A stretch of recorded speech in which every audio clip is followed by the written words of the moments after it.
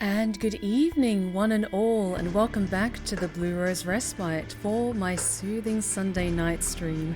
Thank you all so much for joining me tonight as we sink our teeth into the next chapter of Vampire the Masquerade, Coteries of New York.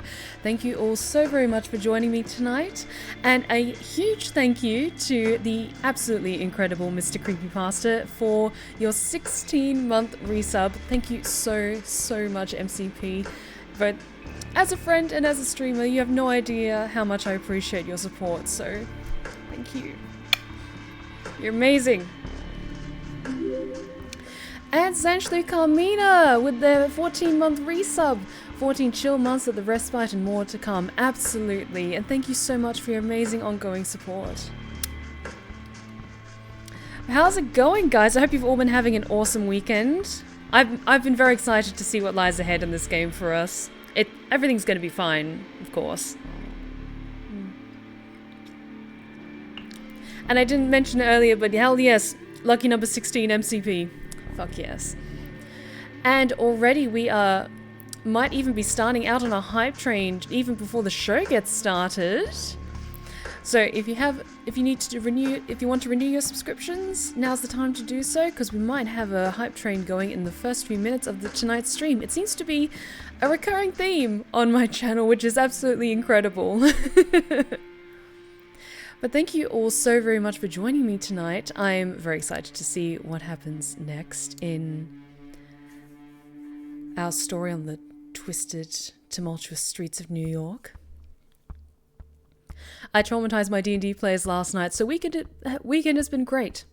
Proud of you. Hell yes. So, how about we start things out with a little bit of danger and a little bit of philosophy. And we finish the last part of this particular plotline of faith and myth. Benoit believes the time has come for you to meet Father Anthony. The holy man's presence terrifies you, but... Oh, we need to rest first. Let us rest, but also, guys, we have a hype train going already. Thank you so much, Salva Holder, for the bits. You're absolutely amazing. Thank you. Thank you so much. Gajira-sama, thank you so much for the gifted sub to my archive of lovely lost tales. You're amazing. And the Medloid man with the 35 bits. Thank you guys so much. We have a hype train going already. But thank you guys. You're amazing. Thank you. And good timing. Quick hydrate check before we get started.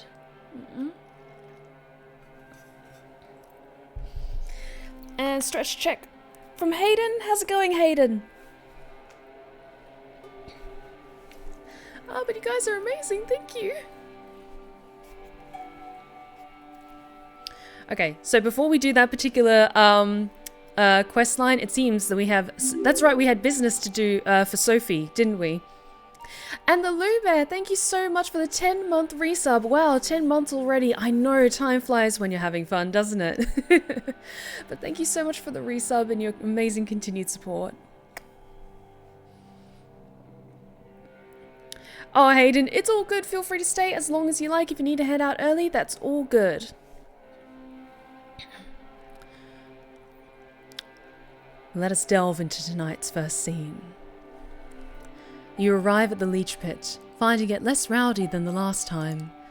The bar is still packed, but the dance floor is empty tonight.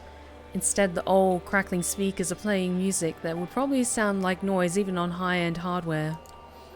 Mia is nowhere to be seen, but you do remember she requested that you ask for her at the bar. You approach the bar as the bartender finishes pouring a beer for an older guy in a faded, fraying Iron Maiden t-shirt. She turns to you. What can I get you? Oh, she seems sweet.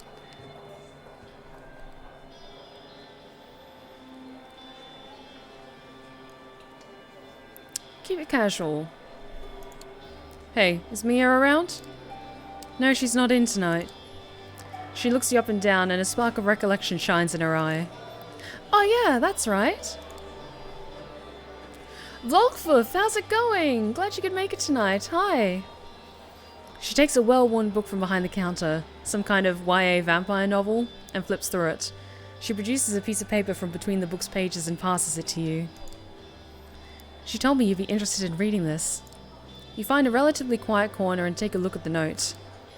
T wants to meet you. I'll arrange it, but you need to prove you're trustworthy. Look around the leech pit for a guy named Bruce. Buff dude, tattooed sleeve on his right arm. The Medloid Man, thank you so much for extending your subscription. It just adds another incredible layer onto this hype train. Thank you so much for renewing your subscription early. Thank you. And Bossy45, thank you so much for the Prime subscription for 2 months now. Thank you so much for 2 months of absolutely amazing support. I really hope you've been enjoying yourself. Oh, but you guys are amazing. Thank you tonight. And the Lou Bear, thank you so much for gifting a subscription to Volkwolf. Thank you so much for your support of my archive of lovely lost tales. Oh, you guys are amazing tonight. Thank you.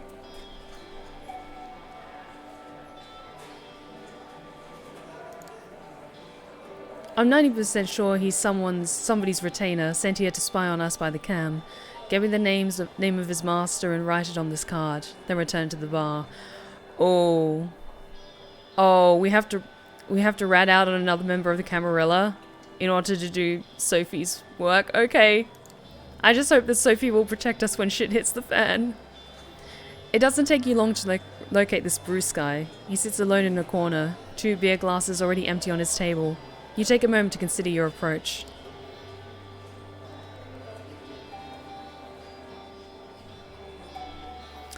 I'm looking at our barriers, and I'm going to have a quick snack beforehand, because I think our blood level was a little bit low tonight, so we can't do too much with our powers. So let's feed first. You figure you have the time to feed before confronting this guy. You keep an eye on him, but look for a good opportunity in the meantime. Wouldn't you know it, a half-past hour patron near the toilets is almost begging for somebody's attention. You prop him up as if to help him stand straight. His breath reeks of alcohol. You bite into his neck right above his tank top, careful to drink just a little, and quickly. You don't get to enjoy the full palate. It is closest to a beer you've had in a while, though. The man slumps in your arms, mumbles something under his breath, and you settle him down gently near the empty kegs in the back. Somebody will come and pick him up, for sure. Temporarily sated, you turn your attention back to the task at hand. That's when you lock eyes with Bruce. He's been standing there, just meters away, and for a while, you think. He slinks away through the main area and walks outside. He knows what you are, for sure. You follow him out, expecting to have to run after him, but he's there, having a cigarette. Yo, I had the feeling you'd join me. You smoke? He pushes the lighter closer to you, the flame triggering a primal fear in you that forces you to take a step back and bump into another patron who's just leaving the bar. Riders Cove Studios, thank you so much for the host, I really appreciate it. And how's it going?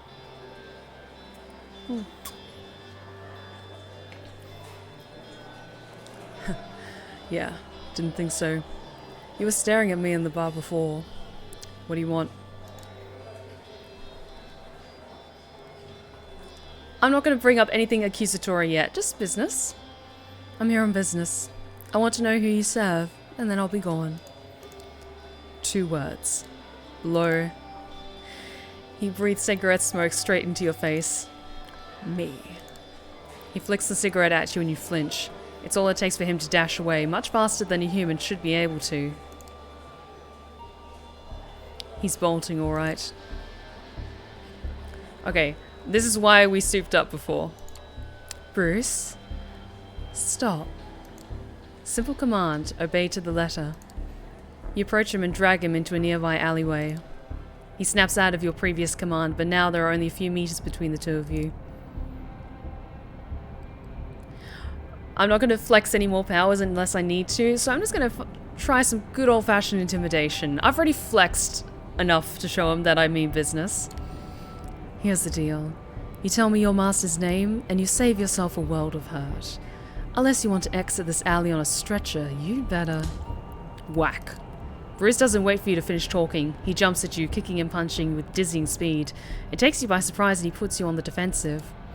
Just as you're about to retaliate, he breaks away, jumps the fence at the end of the alley, and is gone into parts of the city unknown. Time to leave something for Mia. You borrow a pen from the bar and flip Mia's note on the other side. You have a whole bunch of nothing to go on, but that won't work. You figure it might be better to leave any name for Mia, even if you have to pull it out of your ass.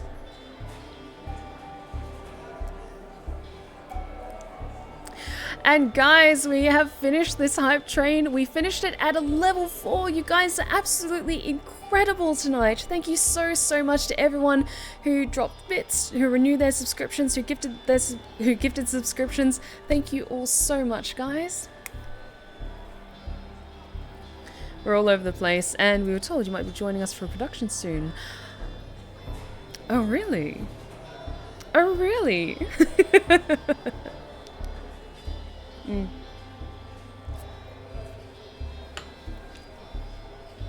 Oh, fuck. Are we gonna... I don't want to screw over any members of the cam, though. I'm not screwing over Kadir, because I'm trying to get him on our good side. Oh, fuck. All of these feel like a mistake. So, Kaiser was the Nosferatu, who was a real slimy git. So I don't want to screw him over, because he's very powerful and very important to Sophie. Panhard? I'm trying to remember who Panhard was.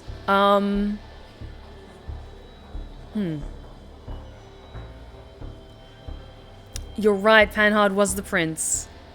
Thank you for reminding me of that. And Arturo, were they, that other acquaintance of Sophie's?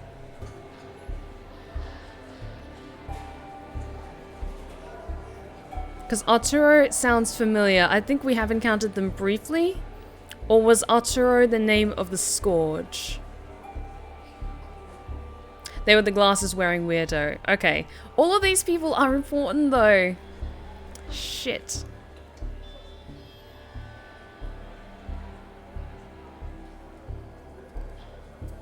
I wonder what happens if I leave no name, because I really don't want to screw over someone who's important to Sophie.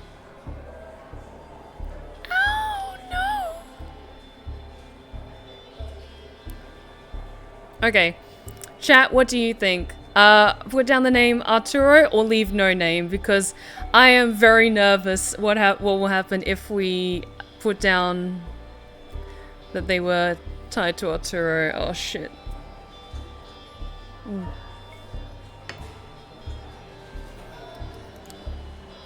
We just have names regarding like terminology in World of Darkness. We don't have like a list of characters.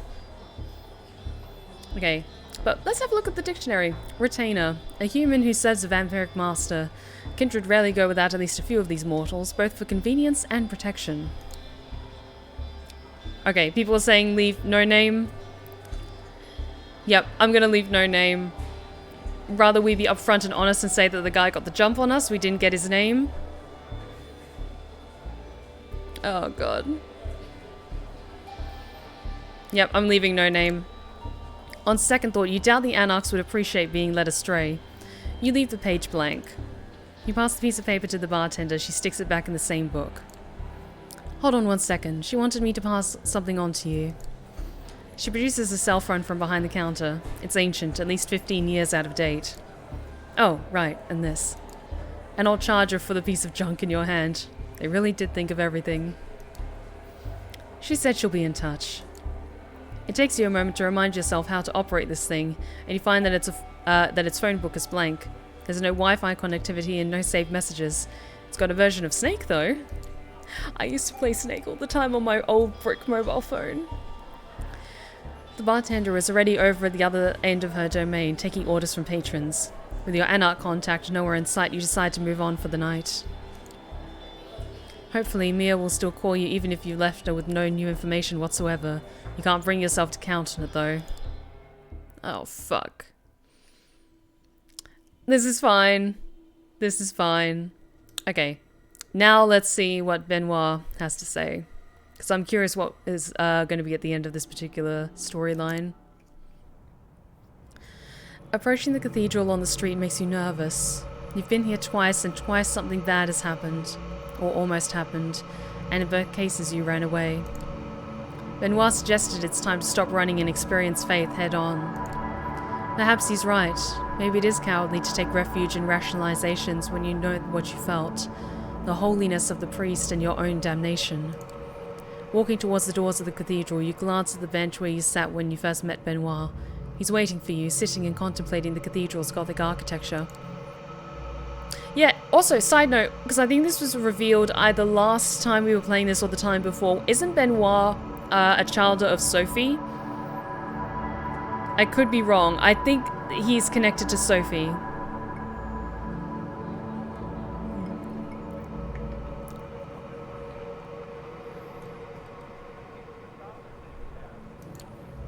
I wasn't certain I even wanted to talk to you after last time.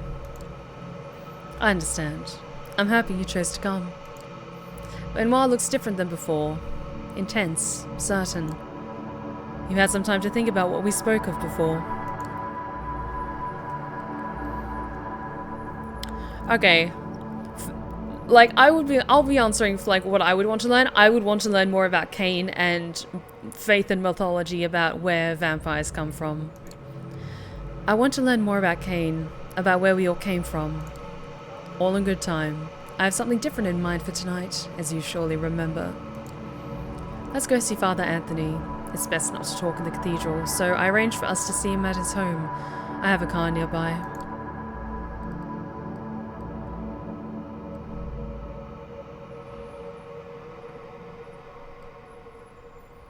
I'm still a little bit suspicious about him. This better be on the level, Benoit. We're beyond that kind of tough talk, don't you think?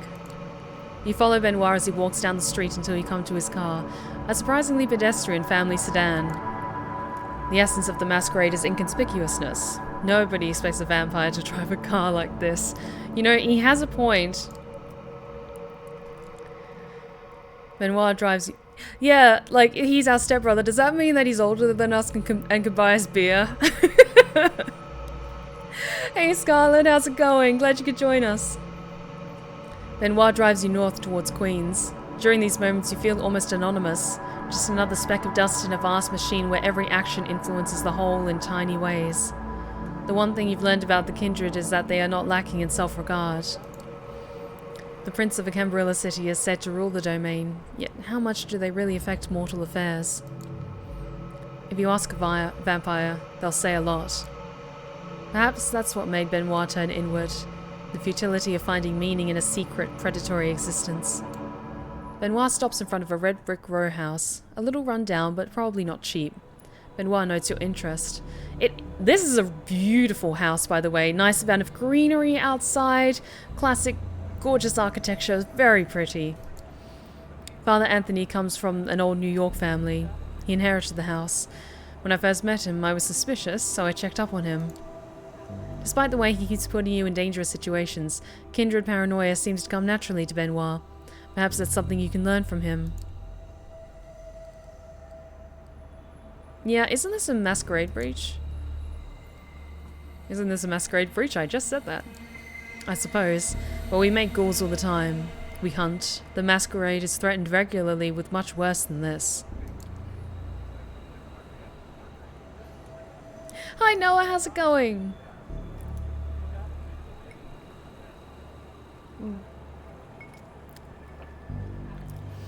The Reverend's domain is a peculiar one.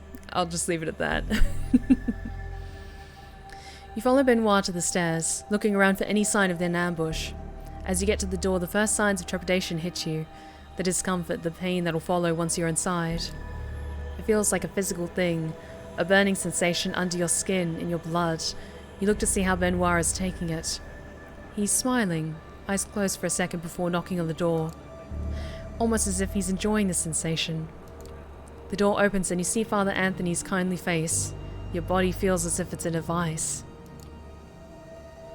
You haven't really been bothered by hot or cold since you were embraced, but now it feels like the surface of your skin is overwhelmed with sensation.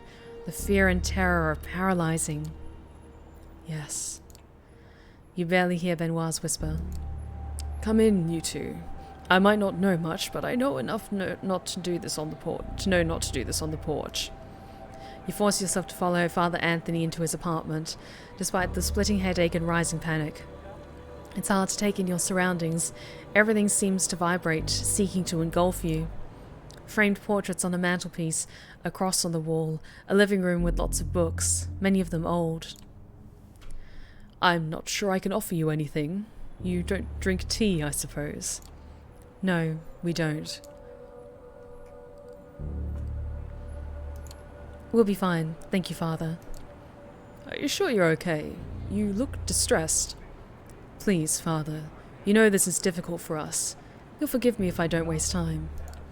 Father Anthony looks pained. Whether because of the rudeness or out of sympathy for your condition, you can't tell. He motions for you to sit down, but you and Benoit are both too agitated to do so. You feel trapped, like a moth being smeared against a burning light bulb. It's hard to look at Father Anthony, but you can't look at anything else either. Benoit is starting to look increasingly unhinged. His eyes look as if he's seeing into some divine beyond just outside the grasp of your senses. Now's the time, my friend. You have to decide if you're ready for salvation. Prove your faith by embracing the Father and let his radiance envelop you. Oh.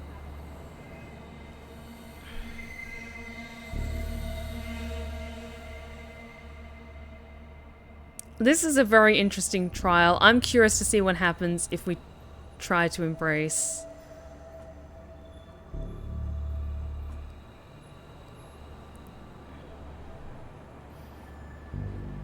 I was playing this character maybe more of a philosophical approach. Like, she's maybe not a religious person, but she's open-minded about spirituality in a number of aspects.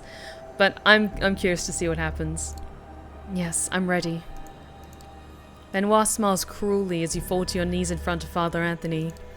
Startled, Father Anthony takes a step back. Benoit, what are you doing? Father, it's time to be redeemed, for both of us. Oh, I don't like this. Benoit falls to his knees next to you, lifting his face in full embrace of the holy agony. This is not right, Benoit. Everyone has a chance for salvation. I understand there's something in God's presence that burns you, but you can work through it. Please, Benoit, there are many paths to salvation and we'll find yours. I won't hurt you and your friend. He's such a good man! Benoit moans in pain, stricken with grief and disbelief at Father Anthony's refusal. Please, Father, they don't believe, not truly. Father Anthony looks at you and seems to waver. Even his belief in salvation has limits. I'm not killing him. I'm not killing him. He seems a genuinely good person. I'm not killing him. I believe, Father. I just need to find the way. Your response makes Father Anthony steel his resolve. He is a man of grace and believes salvation extends to everyone, even vampires. Benoit, your weakness blinds you. Sometimes a martyr succumbs to a special kind of vanity, where they imagine their pain is holiness, yet our goals must always be to help our fellow man find the right path.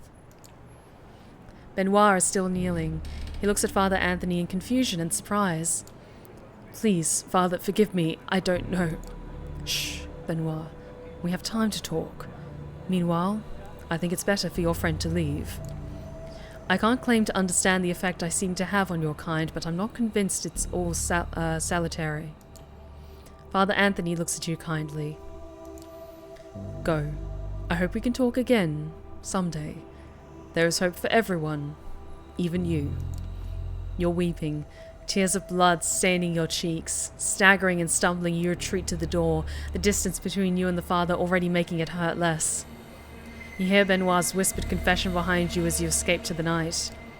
You're safe, but the implications of your experience are troubling. What does this mean? Whether practical or spiritual, it feels like you have to think about this for a long time. You're free to return to your haven, and there is a distinct temptation to keep the events of the night to yourself. Yet these events cannot be good for the Masquerade.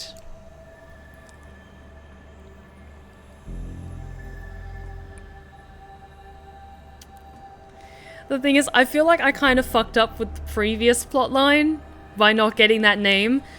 So if we go tell Mummy, will she forgive us? Maybe?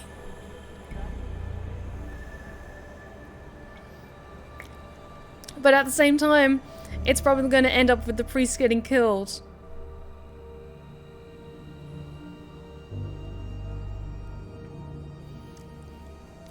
I'm gonna keep this to myself. I'm keeping this private. Yep, I'm keeping it to myself. Sometimes the right choice is to do nothing at all. You walk back to your haven alone as usual, among the people who crowd the New York sidewalks even at night. Holiness hurts. There's the inescapable conclusion from what happened. Hard to say what words like salvation and damned mean in modern nights, but the way you felt in Father Anthony's presence is an unavoidable fact. Father Anthony and his faith is the key. You could walk into a church and fondle a cross to your heart's content. None of that means anything. It's only in the presence of living faith that holiness becomes manifest. Perhaps one day you'll have the courage to go back to Father Anthony. Interesting. Very interesting. Okay, it's time we rest. Oh no. A piece of paper is sticking out of your mailbox. It's a computer printout, a note and a screenshot from Google Maps. It reads, "Meet me in the indicated spot tomorrow at 10 p.m. I'll pick you up and we'll take it from there." No signature. The place marked on the map is the lookout point near Pier 1, just next to the Brooklyn Bridge. You check the phone that Mia passed to you. No new messages, no missed calls. It's all a bit fishy, but there's only one way to find out who addressed this to you. Looks like tomorrow evening has been planned out for you.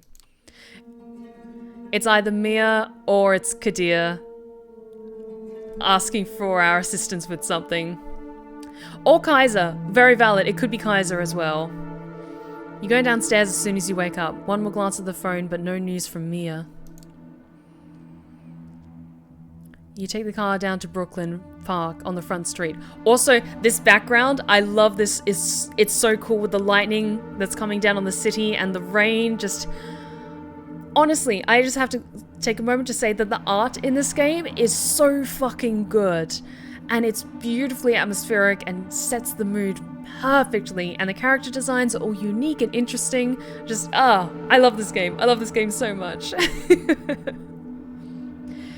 You take the car down to Brooklyn, park on the front street, and approach the meeting spot cautiously. A figure of about Mia's size is standing there, dressed in an oversized jacket and looking out towards Manhattan. As you approach, you can hear her muttering something. Is it true? But I do not think it is true. If I do not think it is true, then it cannot be true. And if it cannot be true, then...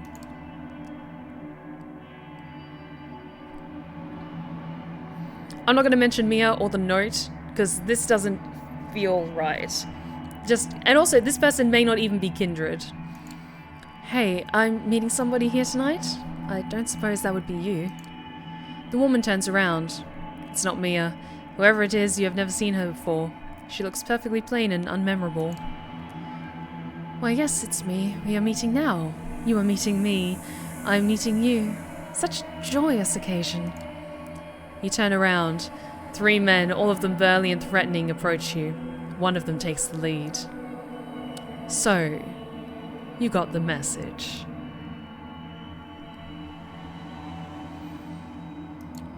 Cut the crap, what's this about? We're taking a trip, friend. Mate, I don't fucking think so. The boss wants to meet you. No, this doesn't feel like Kaiser's work, because we're on relatively okay terms with Kaiser. This could either be Callahan or Torque.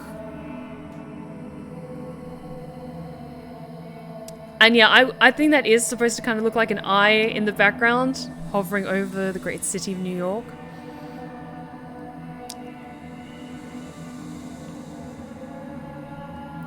Callahan was the Baron though, so I'm gonna, if he's referring to him as the boss, I'm gonna say Callahan. Callahan?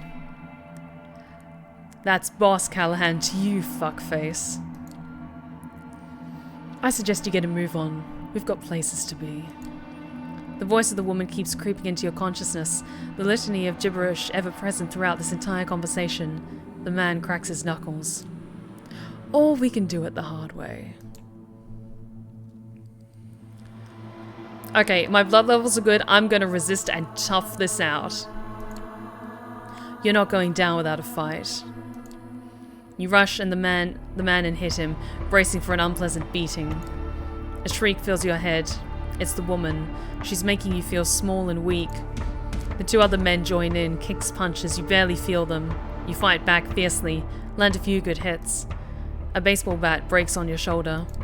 A poor aimed strike scrapes your chest, slides off the ribcage, breaks on the pavement. The wailing of the woman drowns out everything until all you can think of is that you need to make her shut up. She must obey. You're weak, bruised. They keep hitting you and hitting you and hitting you. You stop resisting. Finally tenderize. Going to be nice now? Stupid bitch. Load her onto the boat, boys. They drag you along. You want to resist, but they got you right where they want you. It will take a while for your blood to give you back the strength to fight. A rickety motorboat is waiting at the pier, and they throw you in. The engine starts. You're off to somewhere. It's hard to tell, especially after they throw a cloth bag over your head. It takes 15 or so minutes to reach your destination, you think. The engine dies down, and you are led on shore and then further, up an incline and through some overgrowth. 10 more minutes of walking, maybe, until a deep voice reaches your ears. Vincent, my dear boy, why the hood over our guest's face? Well, boss, I thought. No, that will not do. How many times do I have to repeat myself, Vincent? You don't have to think. You have to listen and do what you're told, yes? Yes, boss. Well, take that ridiculous sack off their head, will you? The hood comes off. The owner of the deep voice is a curious sight, dressed in what can only be described as Victorian clothing, with a monocle and greying red hair. Is this Callahan? Apologies for Vincent's unacceptable behaviour. He can be a little thick sometimes. Isn't that right, Vincent? Yeah, boss. Sometimes. A little. I believe you already know who I am. I'm not saying that, but that's so good.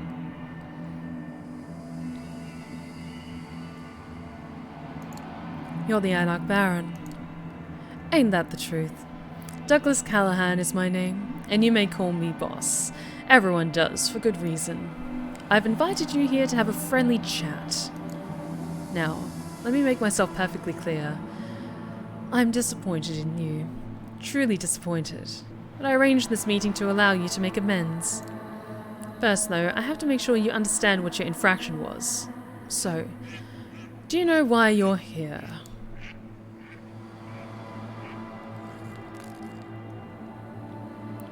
I'm saying that first one. I am not dropping Sophie's name at all until I have a better idea of where this guy stands. I can't help but feel like you're dying to tell me. Don't get smart with me. He takes your face in his hands, while Vince holds you in a tight grip. He squeezes hard and looks you deep in the eyes. Talk is the reason you're here. Or that little angry strumpet of his, I'm told, yes? Mia. Oh, how I'd love to get my hands on her gaunt neck and wring it until it breaks. Let's see. I'm a statesman, and that's not the prudent thing to do.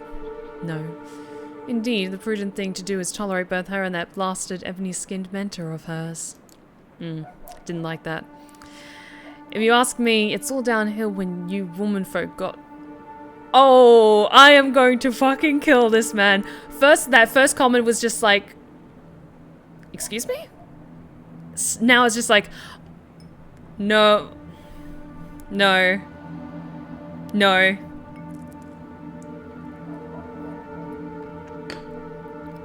If you ask me, it all went downhill when you womenfolk got voting rights.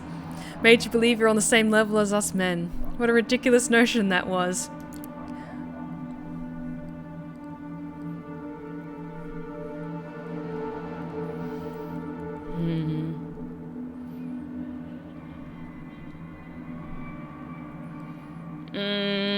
Can I ask nicely? No, I don't have enough blood in me. Shit. I'm not going to threaten him either because I'm pinned down and he literally has my face in his hand. I'm gonna die tonight, aren't I? Finished with your disgusting rant? Oh, fledgling. You have no idea who you're messing with. He looks at you with rage in his eyes and you feel insignificant and vulnerable. An irrational fear takes over you. You cannot speak up against this man again. You just can't. It's too terrifying. Now that I have your full attention, I will request something from you, and you will obey me to the letter. But that comes later. First, you will answer a few questions. The first of which is, who pointed you to Mia? I'm not saying Sophie. I am being a good fledgling, a good protege, and I'm not ratting out my boss. Nobody. It was my idea. Oh, really? And what was your intention behind the meeting?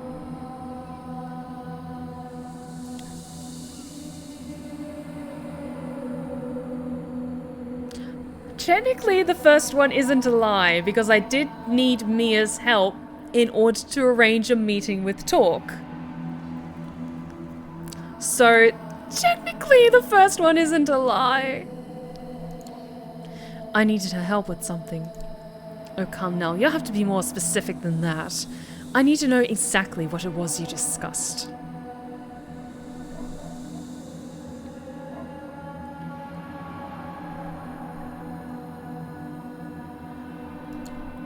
I just wanted to learn more about the Anarchs, so I asked her about the movement. Oh, child, you should have come to me then. I am the Anarch movement in New York City, and nobody makes a secret out of it. You bet on the wrong horse, as I'm sure you'll soon learn. See, that wasn't hard now, was it? Of course, I can't be sure of how much of what you told me was true, and how much of it is worth about as much as yesternight's horse shit. But I'll find out. I always do. When I do, we'll have another one of these nice talks. And maybe, just maybe, you'll avoid this upcoming unpleasant episode next time. He gives Vince a sign and the burly man starts hitting you all over. You feel teeth, ribs and fingers break. Your foot is mangled under Vince's boot. Your shoulder dislocated, your nose wrecked. That's enough, Vincent. Leave them be. He snaps his fingers in front of your face a few times and checks if you can focus on his face. You can, but barely. I am a man of principle. Another night I would perhaps put you in a casket, dip it in concrete and dump it in the Hudson. A favourite of mine during the Roaring Twenties. Oh, it's been a while. But, like I mentioned before, I am nothing but prudent, and so the interests of the city's kindred must come before my own needs and wants. I will therefore let you continue your existence. Here's what I require in return for this boon. You are forbidden to meet Talk. I will be keeping an eye on you, on him. If you want to meet with the Anarchs, go through me and only me. Got it? You have to understand, what I made my associate do to you tonight was just business. We can still work out a mutually beneficial relationship. In fact, it's either that, or your final death. Time to go, Vincent. Take the boat back, leave the fledgling here. I think they have a lot to think about. Sure thing, boss. Pleasure making your acquaintance. Callahan walks away, as do Vince and his band of thugs. You lie on the ground for a while longer, feeling the blood slowly putting your body back together, your hunger growing. You can hear the beast calling, for sustenance, for safety, for revenge. A distant but pronounced third desire. It's not until you mend yourself enough to appear more as a mugging victim than an impossibly mangled walking cadaver that you hail a passing taxi and head to your haven. You give the driver your address and pass out. The darkness greets you. Some time passes, you think. You feel somebody shaking you. You open your eyes. It's the driver. And then he's asking you if you're alright. His words change to a muffled shout. He goes silent. You think he tastes great as a tired, caffeine-pumped taxi driver with high cholesterol can taste. Warm blood pours down your throat and flows to your limbs, mending them. He is growing cold, but you still do not have control. You are still observing, not acting. Your body is not yours. The beast is in charge. Oh no. I'm gonna try and regain control. I can't kill this guy. I can't leave, after this fuck up, I can't leave dead bodies. That's enough. No, it's not. I said that's enough. It will never be enough. Enough! You break away from the man. He's dazed but conscious. He groggily says something about feeling tired. You leave the money on the driver's seat and let him rest in the back. The four familiar walls of your haven are a blessing. The beast inside you keeps nagging. But you have reined it in tonight. Not a small feat, given your state. You're still weak. You're still not quite mended. You need to rest. Tomorrow you will have to feed again. Tomorrow you will have to consider your next move. Callahan is not the kind of man who quits, but tonight, you rest. Oh fuck, I fucked up that plot line, I think. I made things bad. But I have a feeling even if we got around to speaking to Talk, he would have known or been informed at some point through the grapevine that this new fledgling was sniffing about, interested in meeting with Talk. Oh, but thank you for the hydrate check. Good. Stretch check. Oh, thank you, Medloid Man. Then let us rest. Angie Loves Books, thank you so much for the follow. You are now one of my lovely lost tales, and you are welcome back at the Blue Rose Respite anytime. Take a seat and enjoy yourself. Waking up tonight feels different for two reasons. For one, you are pleasantly surprised that your body mended reasonably well while you were resting. It comes with a caveat though. The hunger you feel is pronounced. The beast like a black dog on the edge of your vision, following you. But what is truly remarkable is waking up to the tune of an old cell phone ringtone. An unknown number is calling the phone you got from Mia. You pick up. Kept that old thing charged after all, huh? You alright? I feel like shit. No, actually, I feel like shit. Look, that's too bad, but I don't really care. I was just being polite. I'm calling with good news. Talk has agreed to meet you. There's a pub in the Bronx, solid in stripes. Be there tonight. Two things. No drinking on the premises, so if you want to grab a snack, do it before setting foot in the borough. And this is an exclusively no powers meeting. We'll be rubbing shoulders with commoners the whole evening, and also we don't trust you. So keep it casual, or you'll blow it. Anything you'd like to add?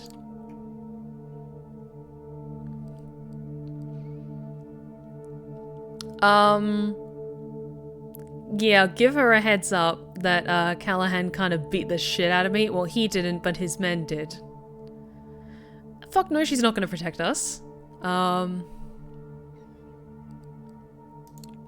We should expect company. I met Callahan yesterday. He kicked my ass and forbade me from meeting Talk. Said he'd keep an eye out to make sure I comply. Silence on the line. Fuck. More silence. I can't promise you any protection on your way there or back, but at the pub you'll be in Talk's domain.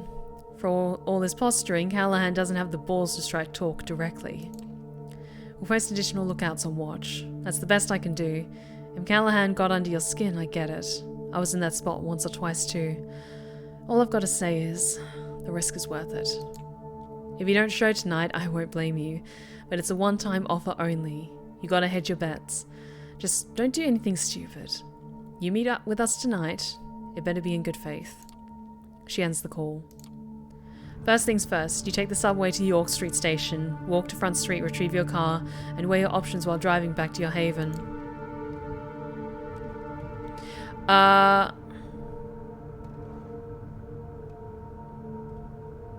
We need to feed before we go?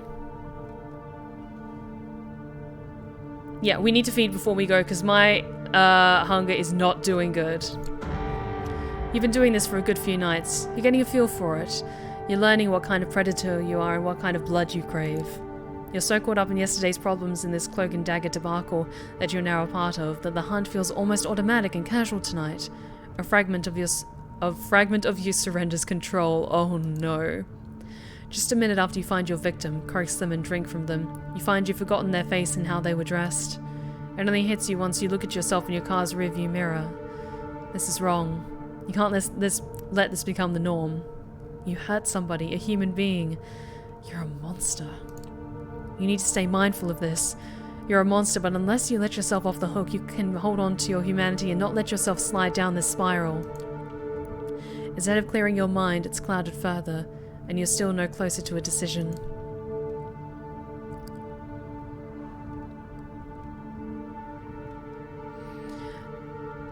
I'm taking the risk. We said we would do this for Sophie, so I'm not going to come back unless it's with good news. Drive around the block a bit and then we're going to the meeting. You do intend to visit Talk tonight, but you decide to drive around a bit first. Something tells you there might be somebody trailing you. It sounds sensible to try and lose them. You spend a good 2 hours looking in your rearview mirror and driving all over the city before finally before finally driving to the Bronx. You take some basic precautions as you enter Talk's turf. You park a few streets over from where the pub is and walk towards it while keeping an eye out for anyone suspicious. Oh, that moon looks very ominous. Extra spooky. That kindred, for the most part, look no different than regular people. Makes things complicated, of course. If you're being followed or watched, it's going to be hard to tell. You reach the pub, shoot a final glance around. There's nobody suspicious around as far as you can see, and open the door. The smell of cigarettes is overwhelming. The whole place has an aura about it. A constant fog hanging right under the ceiling. A lethargic fan does nothing to disperse it. The constant crack of billiard balls and clinking of glasses tells you all you need to know about the clientele. Not a very vampiric place at all. You're wondering if you got the address right. You apparently did. Mia's here. She motions you over to one of the few tables around. Took your sweet time to get here. What, got cold feet? Never mind. Anyone follow you? Not that I know of. Fair enough. Before I introduce you, there's some outstanding business to discuss. You should know it's Talk who wanted to meet you. I was against it. You proved pretty useless with Bruce. Carol, the bartender, mentioned that you made an effort though, so there's that, I guess. Here's your second chance at a first impression. Don't waste his time or I'll kick you out myself. You walk towards one of the tables. A guy in a coat and hat leans over to take his shot. He's way ahead of his opponent. The table is clear of his balls, save for an 8-ball in a tricky position. Hey, they're here. Be with you in just a moment. I like the look of him. I like the hat. I like the dreads. Just, You look interesting. I'm looking forward to getting to know you. The hit is fast, precise, and sends the black ball exactly where its player wanted it. His opponent lets out a frustrated sigh. That's that. I believe that's 150 American dollars, Joey. You want to pay up now or up the stakes again? And yeah, he's a sharp dresser. I can appreciate that. The disgruntled man accepts his defeat and pays up, then declares he's going to grab another beer. To the victor go the spoils. Thank you kindly. He turns his full attention to you. The man is good looking, if somewhat gaunt and intense. His eyes especially seem to pierce right through to your core, but not in an unpleasant way. Okay, given, like, the hat and the way that he's dressed, a part of me wants to give him a southern accent. Because he's just dressed so sharply, and he carries so much swagger, it's just... mwah.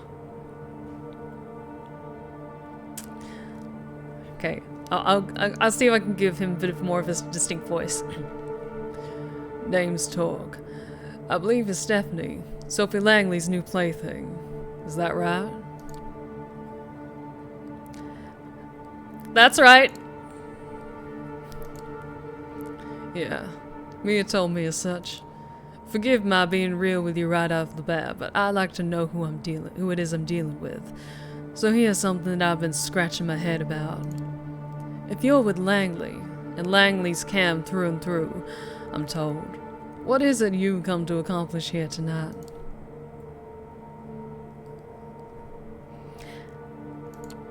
Sophie Langley wants to meet with you.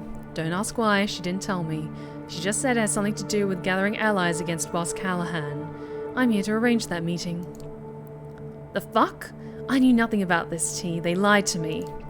Mia's furious. She's looking at the pool cue and at you as if she was figuring out the best combination for the two. It's fine. I appreciate the honesty, even if you weren't straight with my second in command. That I don't appreciate. Well, ain't that an interesting proposition? You can't be seriously thinking about meeting with Langley. She's hardline Cam. It's a trap, it must be. It just might be. It just might.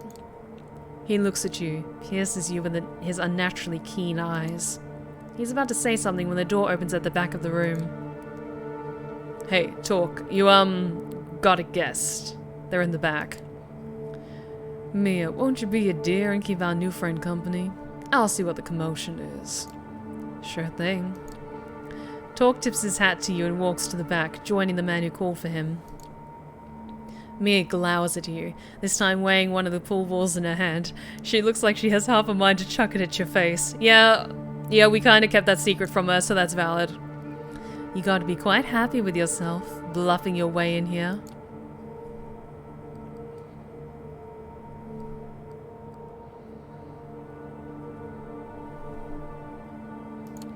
I wish I did this differently, but it is what it is. I'm not proud of myself.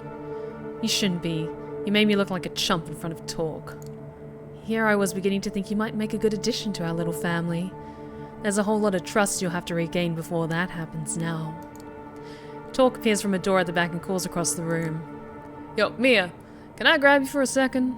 Stephanie, get over here too. You go to the back room. It's basically a storage area with a single wooden desk. It's pretty cramped, especially considering there's 5 other people in there with you. Oh, I don't like this. There's like 7 of them and 1 of me. I don't like this. This feels like a trap. Talk ushers you in and closes the door behind you and Mia. 2 burly dudes are holding somebody down. A familiar voice reaches your ears. Oh my god, do we get to beat the shit out of Vince? Yes! Oh, revenge is gonna be so sweet. Motherfuckers, you're gonna pay for this, you hear me? The boss is gonna fuck you up so bad you have no idea. Have you had the doubtful pleasure of meeting Mr. Cerruti before, Stephanie?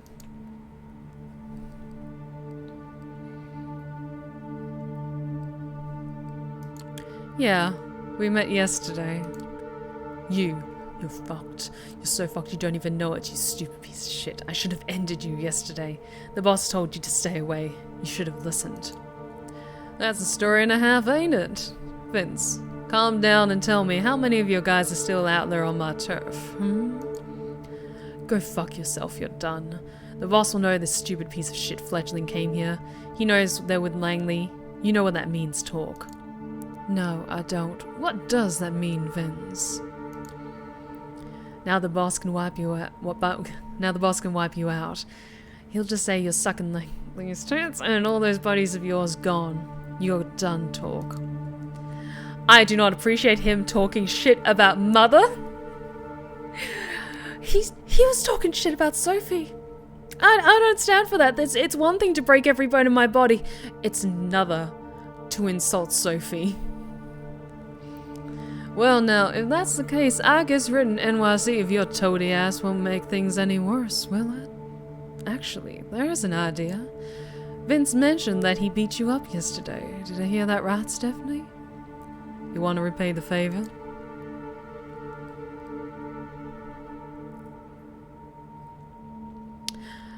While I would be very tempted to beat him up myself, we are on his turf, so he can deal with him as he so chooses.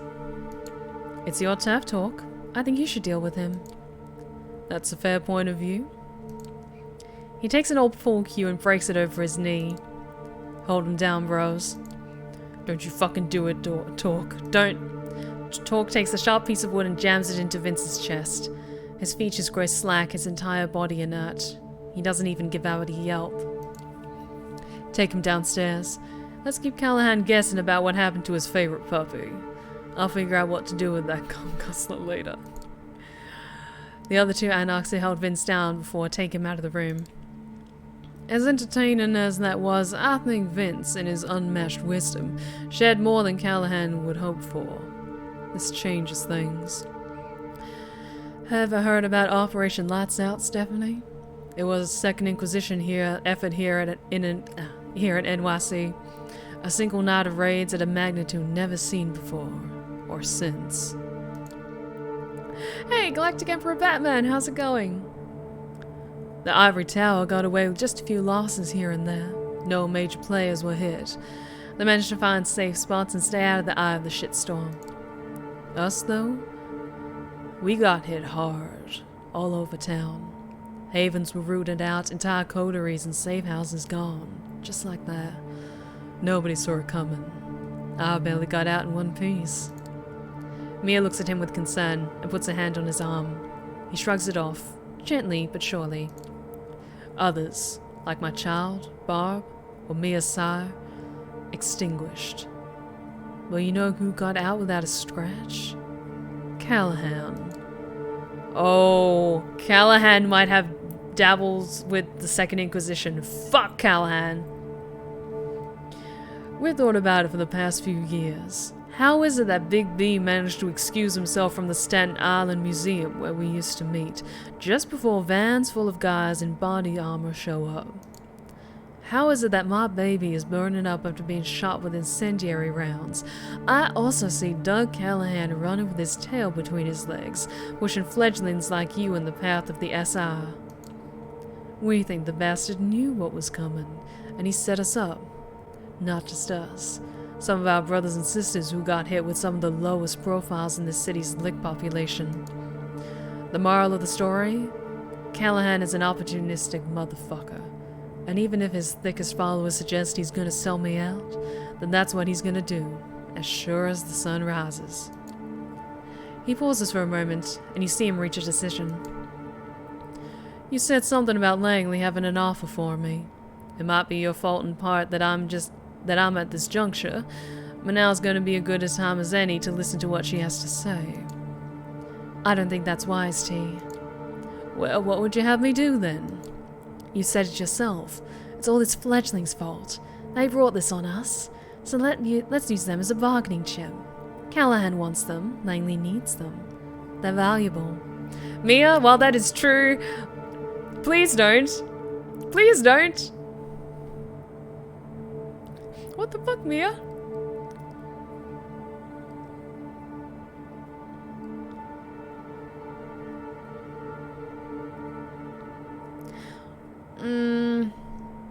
I think we've kind of already shown by the doors we're able to open that we are somewhat valuable.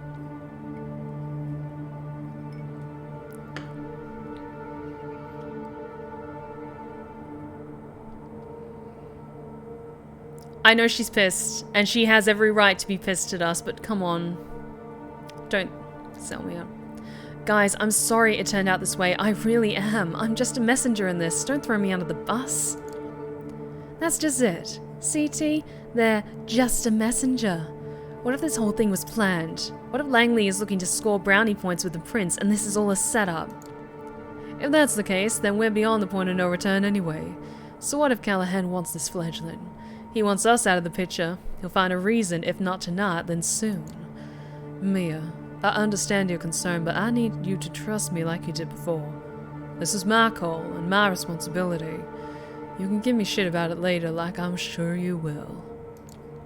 Count on it. He smiles, then takes on a no-bullshit look and points at you. 3 conditions. First, you come pick me up, personally, and bring me to the meeting spot. Anything goes sideways, it's your ass. Second, Mia's coming with me. No 2 ways about it. 8 eyeballs in the meeting. The 2 of you, the 2 of us. Nobody else. And third, the meeting is in public. Downtown, some spot frequented by mortals. We see you take us anywhere fishy, we check out and fuck you up as a message to Langley. I count on it not coming to that though. You seem likable enough. The gam hasn't gotten its talents in you yet. Keep it up and maybe you'll come to the same conclusion we did in our own time. That's valid. And I think Sophie would be rather happy to agree to those conditions. I'll make sure to repeat your conditions to Sophie. You do that. Verse me on your way. Ask for me here when you need me. The bartender knows how to get in touch. Just ask him to put the owner on the line. Mia walks you to the door and accompanies you to your car. Listen, about what I said before.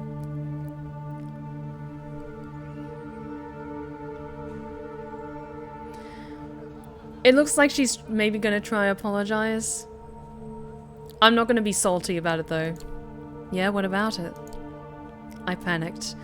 That's all that was. It was unfair what I said. If anything, it's my fault. I'm angry with myself, and that makes me angry with you. Ah, forget it. See ya. That almost sounded like an apology. I'm touched. I'm truly touched. That was like, for an Anarch, that was like almost an apology. I feel special. She starts walking back to the bar as you start the engine and head back to Sophie's apartment. Time to give Sophie the good news. She welcomes you as openly as ever, clearly excited to see you and for what news you may bring. Good evening, Stephanie. How is your task going? You have something for me, perhaps?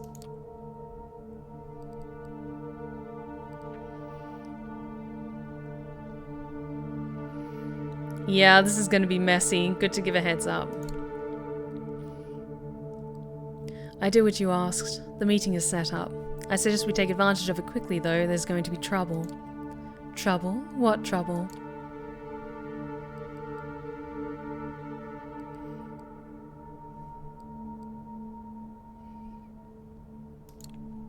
Boss Callahan's goons grabbed me yesterday and forced me to meet with him. He was very clear that I cannot be seen talking to talk or will have me killed. I went and did it anyway. I appreciate your dedication, I really do. I'm sorry if you got hurt. Thank you for following through. Well, let's hear it. What did talk agree to? You relay the Anarch leader's conditions. You are to pick him and me up. The meeting should only include the four of you, and should be held in a public space. Those are all fair enough. Although I do worry about that Mia character. Tell me, do you think she's trustworthy?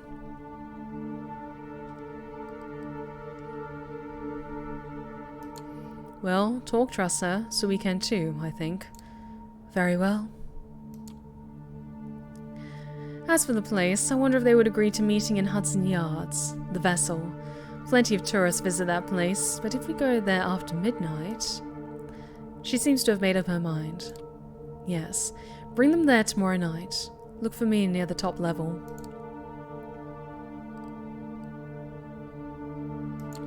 Do you think Talk and Mia will agree to meeting in the city? It's Camarilla territory. Won't they be too cautious to come here? They did ask me to pick the spot, did they not? It's public and in the open. They should love it. Pick them up at midnight, then drive them to Midtown. That's the plan. I'll be waiting as long as it takes. Within reason. I'm counting on you, Stephanie. The final puzzle piece is about to find its way to its destination. After that, we will all get our just reward.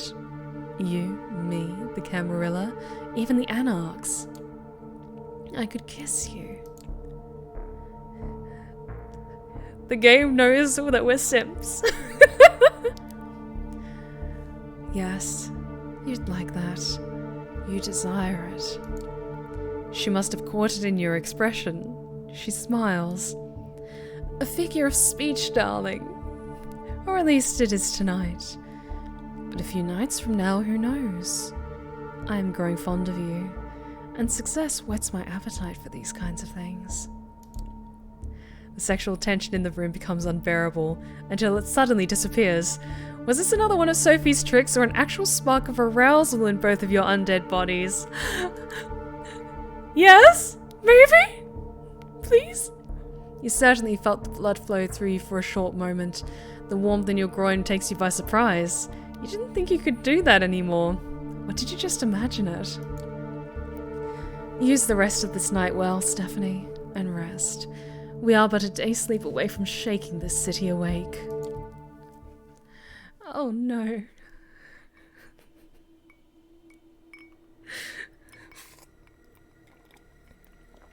Chat, how you guys doing? Well, let us do the next part of because we haven't spoken to our wonderful gangrel friend yet. And I want to maybe do a few more of these before we get into the next stage tonight. God damn it, Sophie, you got us all flustered. The Scarred One. Upon returning to your haven, you find a small scrap of paper lying on your windowsill. Need a favor, if you're still up for it. Come meet me in Prospect. Tam. Once again, you cross the gate of Prospect Park and head straight to where you last saw the feral duo. Minutes pass. Finding no sign of Tamika, you begin to worry that something might have happened to her. Suddenly you hear rustling coming from the nearby bushes, and it's not the stray cat kind of rustling either.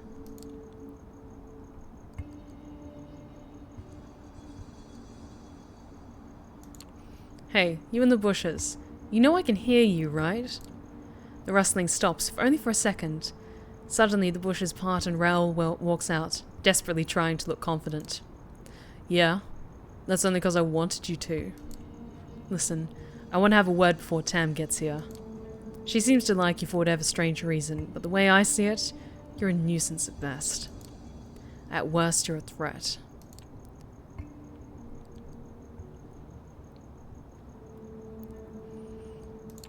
Just give it time. You'll warm up to me yet.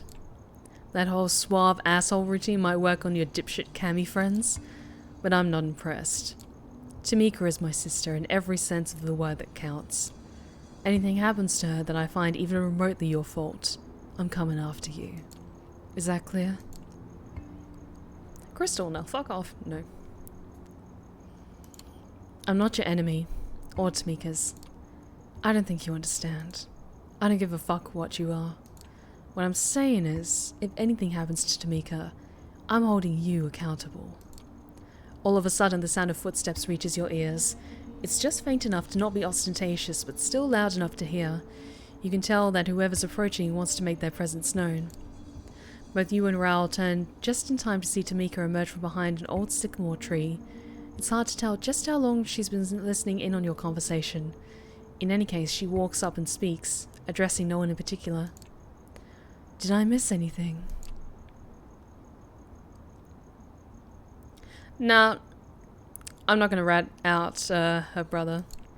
Nothing too important. We were just having a chat. Were you now? She gives Raoul a scornful look, like she's about to rub his nose in his own crap. What about? Nothing. You know where to look for me, Tam. Sure do. Like, Tamika is just gorgeous as well. She's so cool. And with that, Raoul takes his leave. Tamika waits in silence, just long enough to make sure he can no longer hear her, and addresses you. I have a favor to ask. Okay, what is it? I have an errand to run. I was hoping you'd come with me. There's a place east of here. It's a short walk. We should be back in about 2, maybe 3 hours.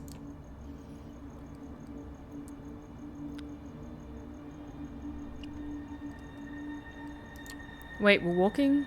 As in on foot? In New York City? I don't like cars, alright? They remind me of old times before I became this. It can be distracting. So, can we go?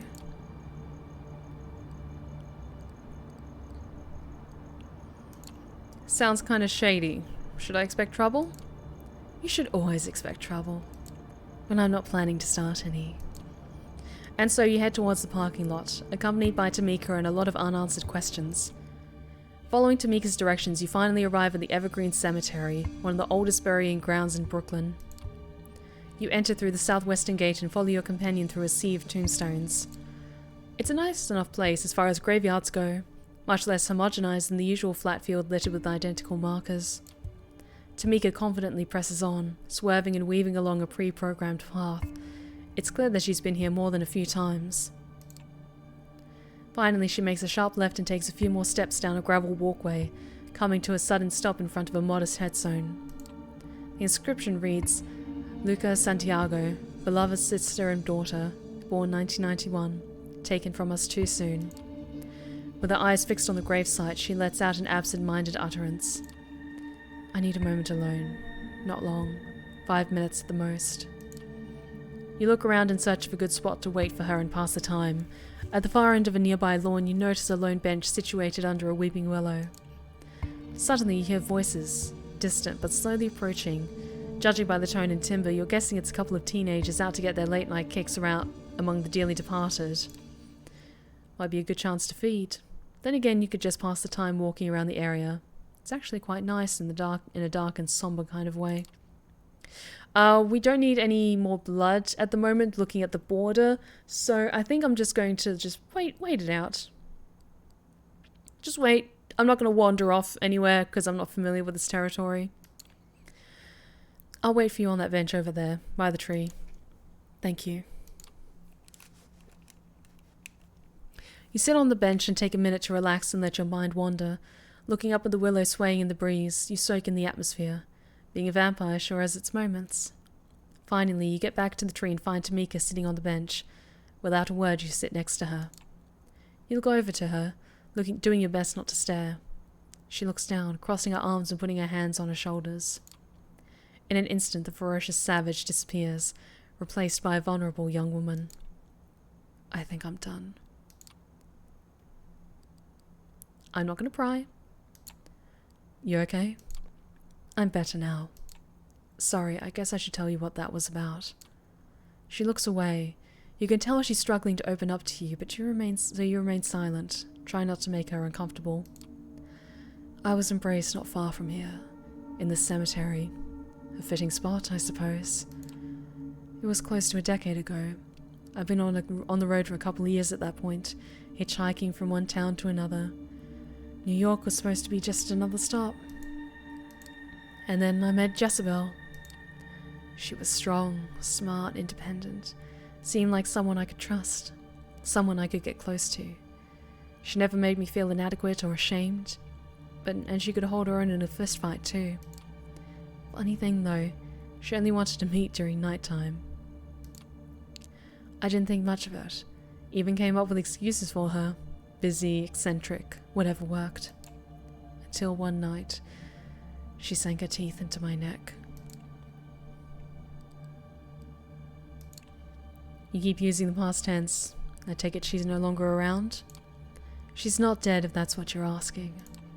At least not that I know of. She left soon after turning me. I think the conclave of Prague really shook her up.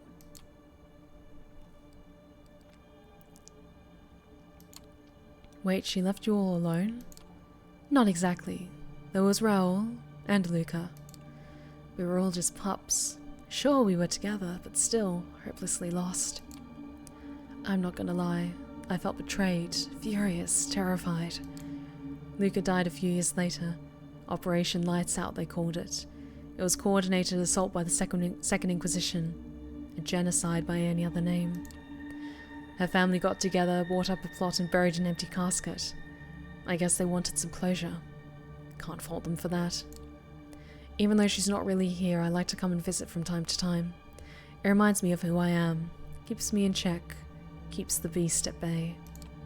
Also, this being the place of my embrace, you have to appreciate the level of irony. She straightens up and looks at you as if something just occurred to her. Sorry, I don't know what came over me. One minute I'm all grunts and stares, the next I'm giving you my biography. I'm guessing I'm just tired of being scared, alone.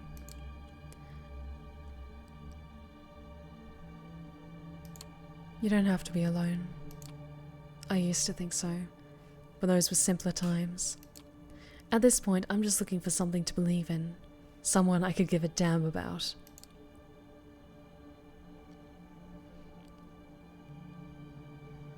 I'm not going to try and get too chummy with her yet, because this is clearly something very personal to her, and I'm not going to mention any of the factions, but Raoul is protective of her.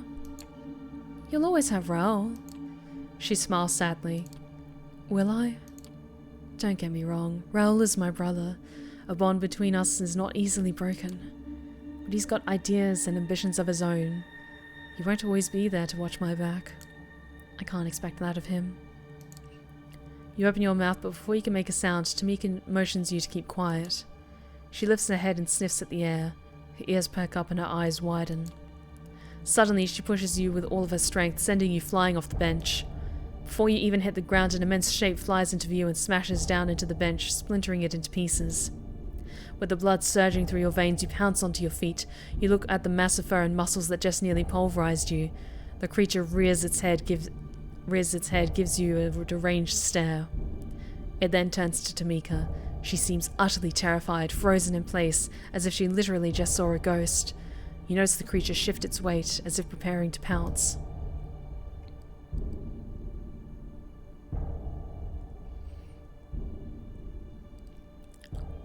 I'm not going to flex my powers yet, but I'm going to try and get its attention. Before the monster can attack Tamika, you let out a savage yell, drawing its attention to you. Before you know it, you're lying on your back, feeling as if someone just dropped a 16-ton weight on your chest. The smell of wet fur fills your nostrils.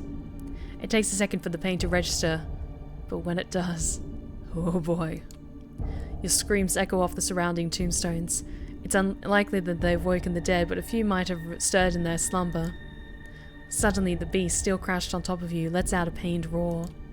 In a flash of consciousness, you see Tamika hunched atop the monster's shoulders, her claws plunged into its eye sockets. Floundering like a fish out of water, the monster finally manages to shake the feral Valkyrie off his back. The creature then turns towards you. For a second or two, it moves its mouth awkwardly, as if trying to remember how to form words. Stay out my ground. The creature runs off towards a nearby clearing, when all of a sudden a gunshot sends it tumbling to the ground. A group of well-armed men in body armor emerge from the shadows in an orderly formation and moving closer around the creature. Run. This feels like Second Inquisition shit. Run. Not sure what to make of what's happening, you figure it's best to get out of sight. As you start backing away into the nearby bushes, you notice Tamika following your lead. From the relative safety of the thick foliage, you watch in silence as a group of armed men subdue the creature using steel nets and cattle prods. Yeah, this feels like Second Inquisition shit. In the corner of your eye, you catch Tamika looking away, as if she finds the whole spectacle somehow distasteful. She speaks under her breath, her voice shaking. Can we get out of here? You see no reason to object. The walk back turns out to be a quiet and somber experience.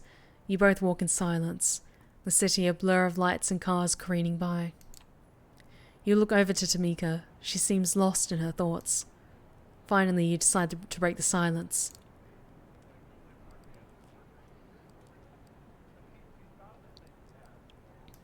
What the hell was that back there? A werewolf? No. If it were, we probably wouldn't be talking right now.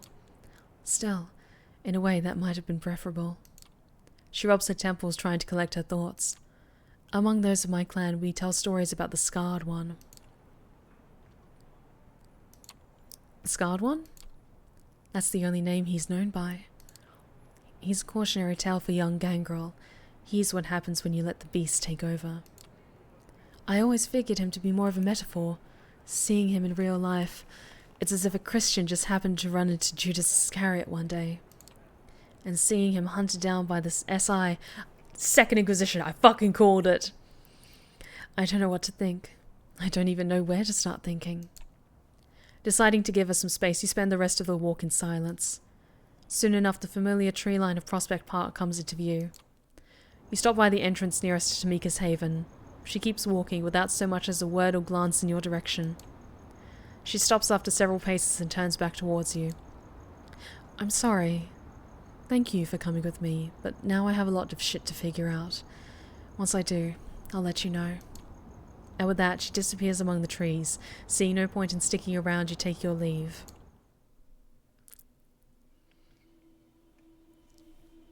Okay, time to rest up because I have a feeling the next night it's going to be the big meeting. Which I'm very nervous about. You wake up. This is not your haven. It's a cramped space. You try to move your arms and find they are tied to your body. You can barely bend your legs. When you try to stretch your neck, you hit a cold ceiling. You can't quite believe it, but this is a coffin, or something close enough to it. Oh no. Have we been kidnapped? It vibrates slightly, but you can't hear any sounds coming from outside. It's entirely dark. I can't call out for help. You kick the front of the container. The only reaction is a dull metallic sound. You try using your fist, but there's just not enough room to get a good punch in. It seems pretty hopeless. Some more tries. Nothing. This is bad. Suddenly, the container has moved slightly. A moment of silence. An indistinct male voice shouting. A muffled shot. Silence again. The lid comes off. What the... Well, I'll be damned. The shifty fucker delivered the goods. D'Angelo, what the fuck's going on? I have questions, sir. Tell me I didn't just cut the driver up for nothing. We gotta scram, and fast. Follow us.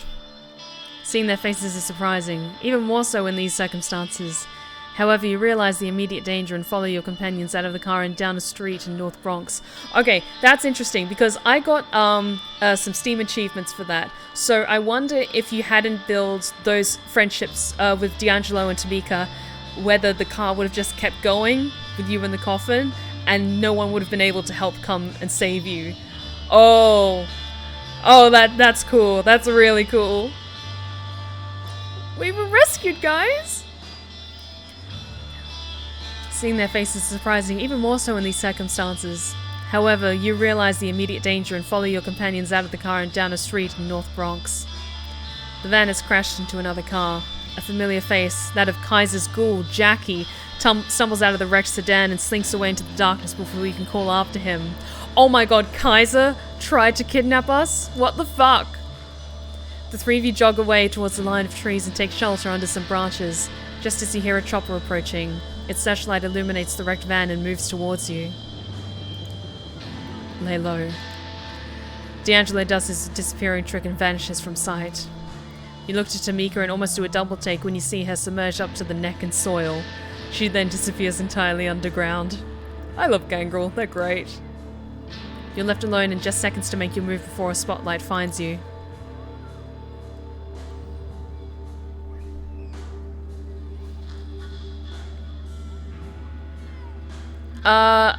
You can be spotted in a bush. I'm gonna hide behind a tree. Seeing no better option, you duck behind the nearest tree. Its trunk isn't very thick, but maybe it'll be enough to conceal you from the searchlight. The illumination passes only inches away from you, but it's just a pattern of light on the ground. The trees block a good portion of it. It doesn't dwell on you. It doesn't seem like they've spotted you or any of your companions. The helicopter flies on, its searchlight frantically moving through the vicinity as your companions once again appear in your proximity. Nice job, kid. They seem to be moving on. Come on, before these SI fucks change their mind. Oh my god, we were kidnapped by the Second Inquisition? What the hell? I'm so glad my friends came and rescued me, otherwise I'd be dead. Wait, the Second Inquisition? What do they have to do with anything? Wait here, both of you. Tamika, fill them in. I'll go scout ahead. Yes, I nabbed you 2 days ago.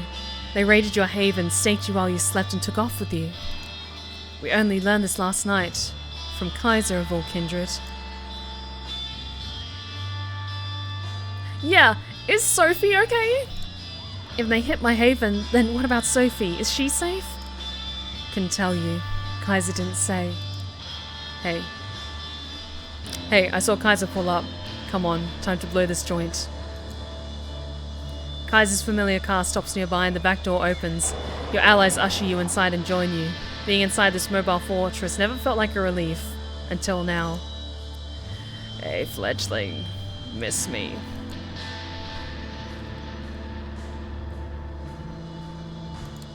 No, not really, but I will say this. I'm glad you're here. Well, I'm not fond of breaking licks out of covert SI transports, so consider this an investment.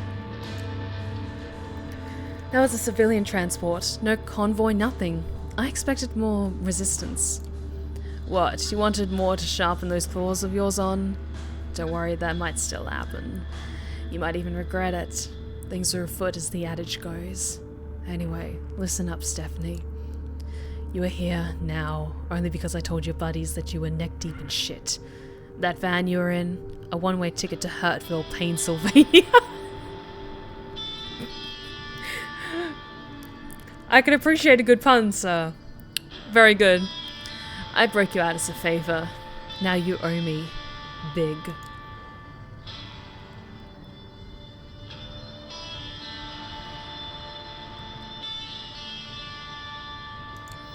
How the hell did you know the SI broke into my haven and took me away? Is that a piss-poor attempt at an insult, fledgling? I've kept eyes on you ever since that little job you did for me in Nolita. You know, in case I need you for something else. I had to know your comings and goings. I have a good idea of why the SI hit you, Stephanie. Not that there aren't a ton of good reasons for it. It might have been one of these, for instance. The screens on Kaiser's car flicker and each of them now shows a short looped clip. It's you, getting into a fight, feeding, using one of your powers. You haven't exactly kept a low profile, fledgling. I get it, you're new to this, you didn't know better, yada yada yada. The fact is, the SI has tons of this stuff. Security camera footage, YouTube videos posted by onlookers, social media posts from victims, you name it. Like I said though, I don't think any one of these did you in. Slip-ups happen. Not to you though, right? I always wondered, how is it that you can drive a pompously luxurious limo around NYC and not get caught? What's your secret? Body doubles, decoy cars? Kaiser smiles, going for that anthropomorphic piranha look you saw a few times before. You do know what killed the cat, don't you, Mr. Finch? D'Angelo freezes and scratches his face, looking fiercely at the other Nosferatu. You notice his hands are shaking. Well, do you? Stop shedding on the upholstery and answer. Or should I use your given name too? Yeah, I know why the cat croaked. You would, wouldn't you? You've never seen D'Angelo serve anyone a death stare quite like the one he's shooting Kaiser now. As much as I enjoy tempering your overinflated ego, we're nearing our destination, so I think I'll move on. The reason I need you walking and talking, Stephanie, is to test a hypothesis of mine. For that, I need you to finish what you were tasked to do. So first things first. Here. He hands you a phone. The number has already been dialed. You hear the tone. Somebody picks up. Who is this? It's me, Sophie. Stephanie? Are you okay? She's worried about us! They're fine and dandy. Kaiser? What are you doing on this line? What do you think? It's my phone your protege is using, so keep it snappy. Operating a secure network ain't cheap. Come on, Stephanie, spit it out.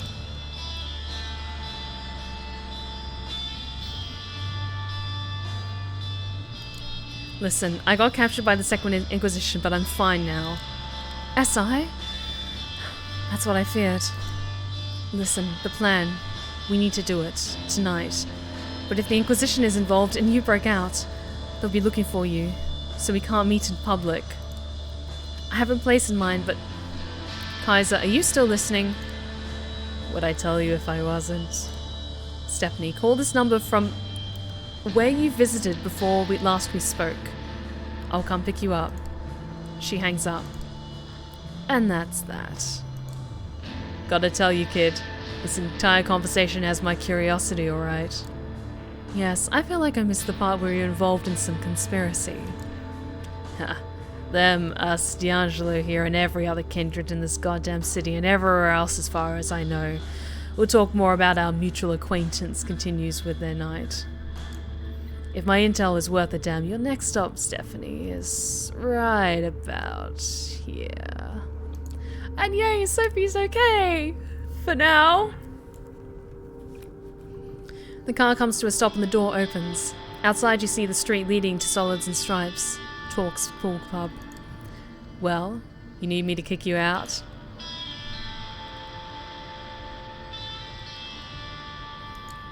What about D'Angelo and Tamika?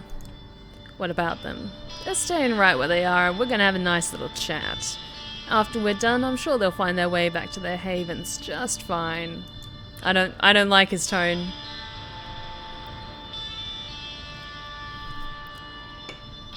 The clock is ticking. I think I know what Sophie wants to do tonight, and if I'm right, tonight's the last chance you got. If you want to say bye to your buddies before you go, that's fine by me. But that schedule of yours is pretty hectic, so you better do it now and scram.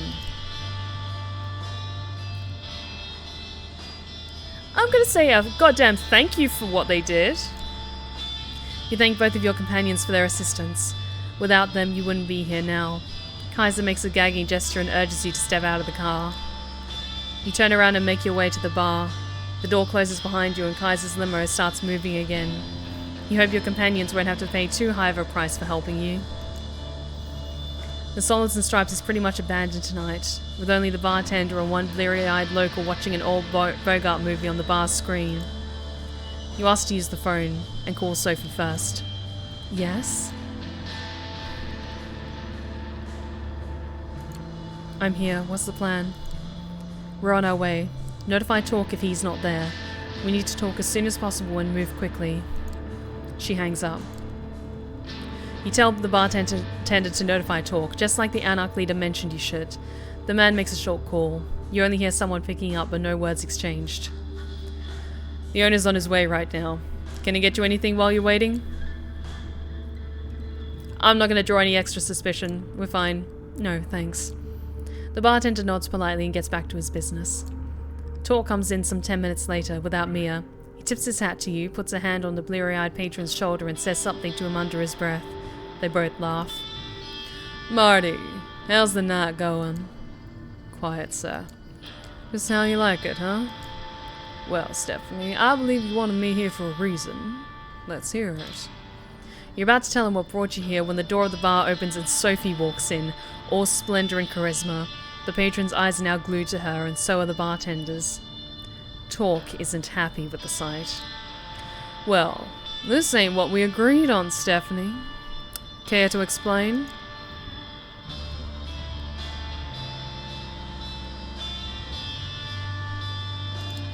Things got complicated. We had to improvise. Pleasure to make your acquaintance. I believe Stephanie already told you why I'm here. Not in any detail. The circumstances of our meeting were supposed to be different. So, Miss Langley, tell me why I shouldn't ask you to leave and kick out your protege while I'm at it. You will like what I have to say. Yeah, I heard that line 100 times, but 99 out of those ended with somebody getting hurt. And that's not something I'm in the mood for tonight. We are wasting time. There is a unique opportunity we should take advantage of, and we only have an hour or two to discuss it before it will be time to act. My driver is waiting outside. Wait a goddamn minute. First of all, I'm not going anywhere without Mia. That was the deal. Second, it's Stephanie who was supposed to do the driving, not your servant. Both serve me, so really it's of little difference. The circumstances changed and we had to adapt. Don't be stubborn. Foolishness does not suit you. I have a secure spot in mind where we can talk. I'll stop you right there. Torque is seething, but he's keeping a lid on his anger. His voice barely changes. My conditions were clear. The way I hear it, you want to break each one of them. I see no reason to agree to any of this. I believe I will be staying put tonight. You have places to be, yes? Torque, you're throwing away the only chance you have at challenging Callahan. Don't be a fool. The lid comes off. Call me a fool one more time, woman, and that's not the only thing I'm going to be throwing.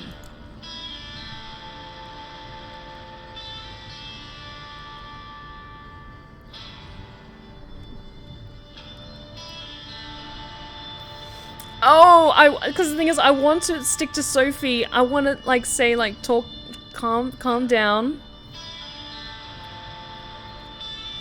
Because, yeah, I literally got kidnapped by the Second Inquisition, so I'm sticking to my guns. Come on, Talk, listen to Sophie. Talk, listen to Sophie. You can't afford to miss this opportunity. Callahan has to be stopped. I do not ask for your opinion, fledgling. If Death's Death could actually kill, you'd be decapitated by his. Sophie smiles. Isn't that just typical? You're all for democracy and the rule of the many, but only as long as they vote your way. Dissenting voices are silenced. You're no better than Callahan. Fuck this. Torque takes a bottle off the counter and breaks it over the bar. With a jagged piece of glass in his hand, he points at Sophie. You two have it precisely until the count of 5 to get out of here before I cut you up in little pieces. 1. You wouldn't dare. Try me. 2. Shots break the front windows and a flashbang goes off in the room, changing the bar into a space of white light and ringing noise.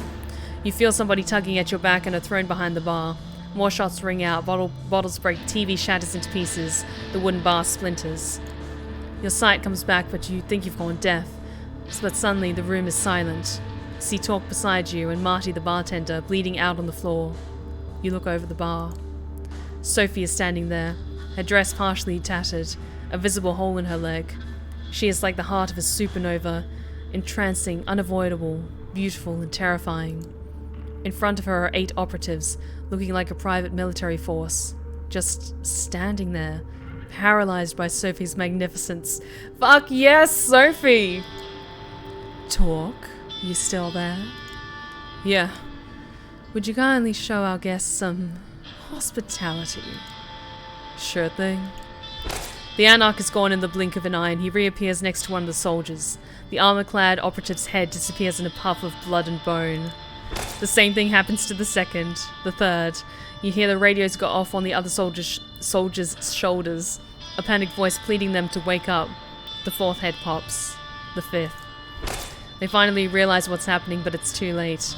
The 6th man is beheaded by what you now see as just Torque's bare-fisted punch. Torque stops by the 7th man, rips something off his neck and bites down. Sophie walks over to the last man and has him kneel in front of her before biting as well. On your right, a man in full body armor emerges from the back door, raising his assault rifle. What the fuck? And this is when I step in and show I'm a good girl. It's not smart, but it's what your instincts tell you to do. You jump in front of the soldier just as he pulls the trigger. Bullets sink into your body, ripping and tearing your flesh, each projectile a microbomb exploding inside you. A combat knife crashes through the soldier's visor and into his skull. You turn around. Torque is grinning. He mouths something under his breath. Langley? Sophie wipes her mouth of blood and looks at him. That meeting's still an item? Yes. I'll take it. Splendid. Torque walks behind the bar and checks on the bartender. See the Anarch open his own wrist and feed blood to the wounded man. Drink up, Marty. It'll make you feel better. Get the hell out of here and wait for Mia. She's coming, and she'll know what to do. Torque? Yeah, coming. Take the back door, Stephanie, come on. You slink back into an alley behind the bar, leaving 10 bodies and 1 grievously wounded ghoul behind. Nobody stops you from circling around the block and finding your way to Sophie's car. Gregory drives away casually, as if this was just another late-night drive and not the crowning of a desperate, complicated evening.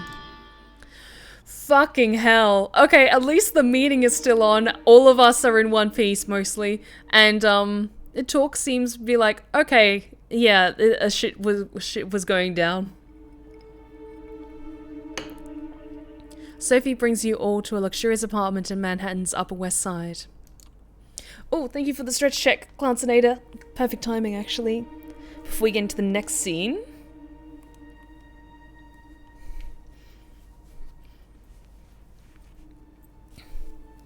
I imagine, like, when we're all in, like, the seat of the car, it's just, like, awkward silence as all of us are just kind of, like, suddenly flexing our vampiric muscles and, like, the bullets just go popping out one at a time. And thank you for the hydrate check.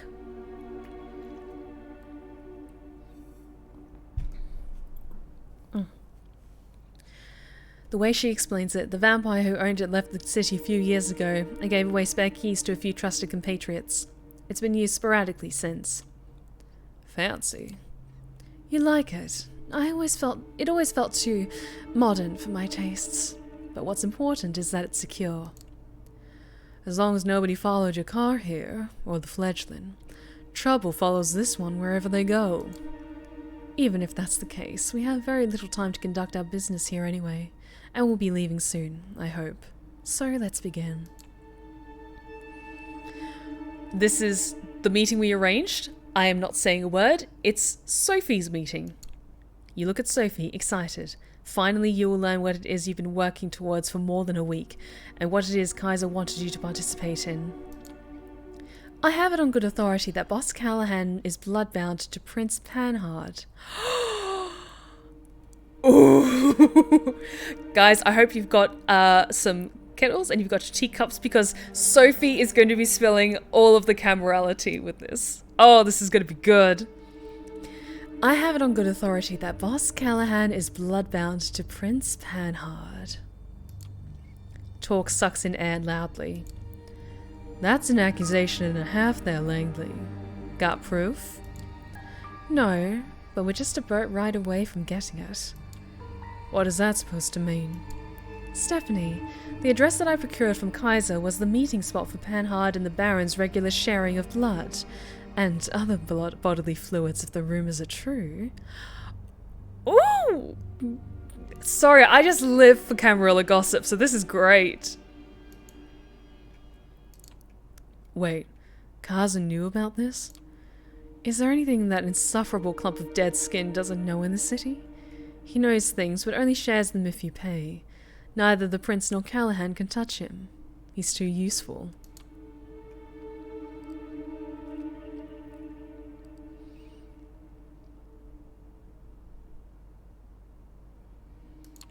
Kaiser said something about having plans for me, that he wanted me to make this meeting happen. That can't be good, right? That is an interesting point. I think Kaiser might be as interested in shaking up the status quo as we are. A chaotic landscape makes for a great market for him, unlike a static one. I don't like playing into that creep's hands, but at least now I know that I'm doing it. The devil you know and all that. What was the address he gave you? They meet regularly on Ellis Island. In fact, their next scheduled meeting starts in around half an hour. Hot damn. I'm guessing you want to crash that meeting. Why? So you can see the proof for yourself. So that I can make sure too. And so that I have an extra pair of eyes for Panhard to consider when I present to her my ultimatum.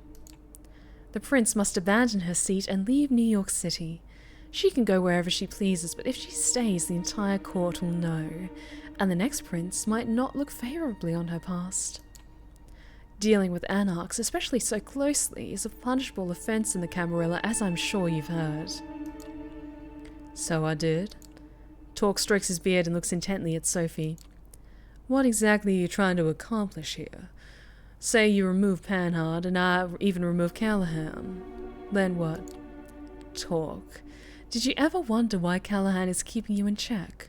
Because I wondered why the prince condemns anarchs during her visits to Elysium, but doesn't allow the ivory tower to challenge you.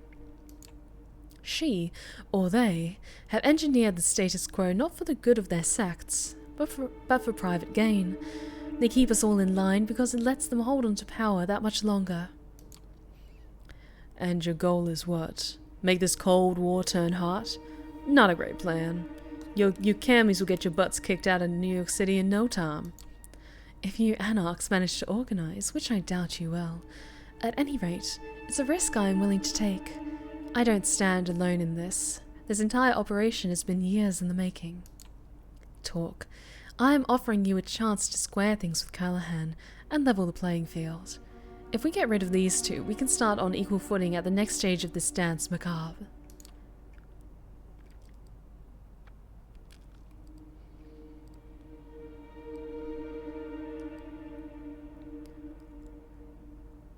Yeah. No, I'm gonna ask, okay, what is my part I have to play in this? Do I factor into this plan at all? Yes. We will be taking you with us to Ellis Island, both as another set of eyes to witness the Prince and Baron in the act, and as a bit of added security.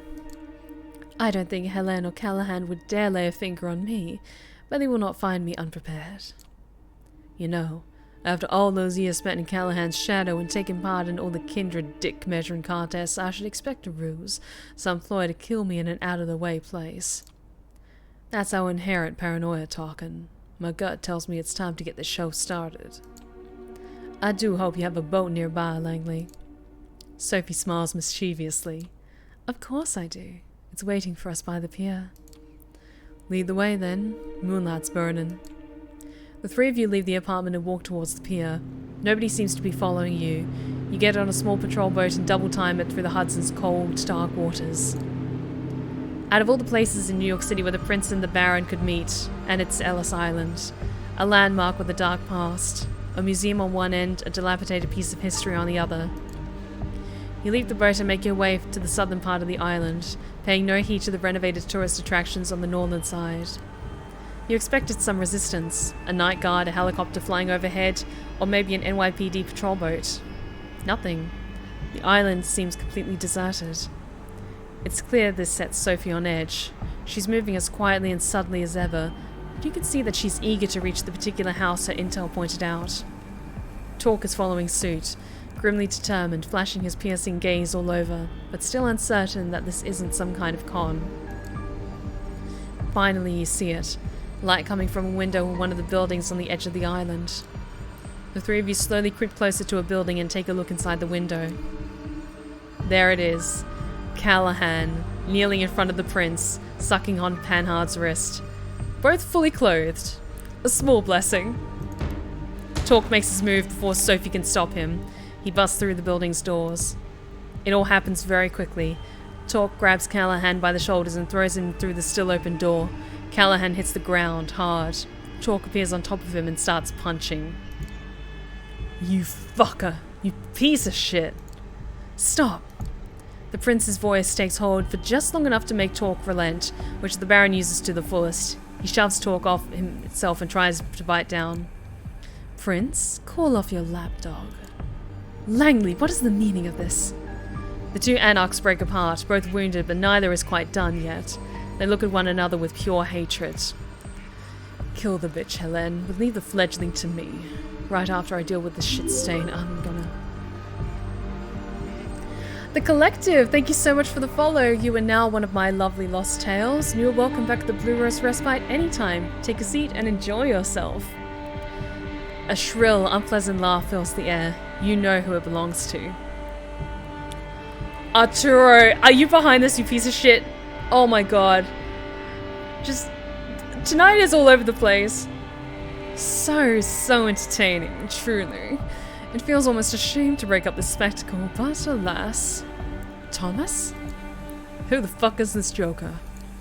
Ah, yes, I don't believe we've met. Although I did hear a lot about you, Mr. Torque. My name is Thomas Arturo, and I... Callahan uses this moment of uncertainty to strike. He's still too slow for Torque, who throws the boss onto the lawn where the two exchange blows once again. Yes, the Collective, indeed, this is Vampire the Masquerade Coteries of New York. We're like right at one of the major plot points, so just a heads up, we've been playing this game for a little bit. Helen, if you'd be so kind as to ask your friend to not hurt our guest too much. Callahan, don't kill him. This time, Callahan comes out on top and grabs Torque in an iron hold. Your companion struggles but can't quite break away. I will not be denied, Helen. Not this time.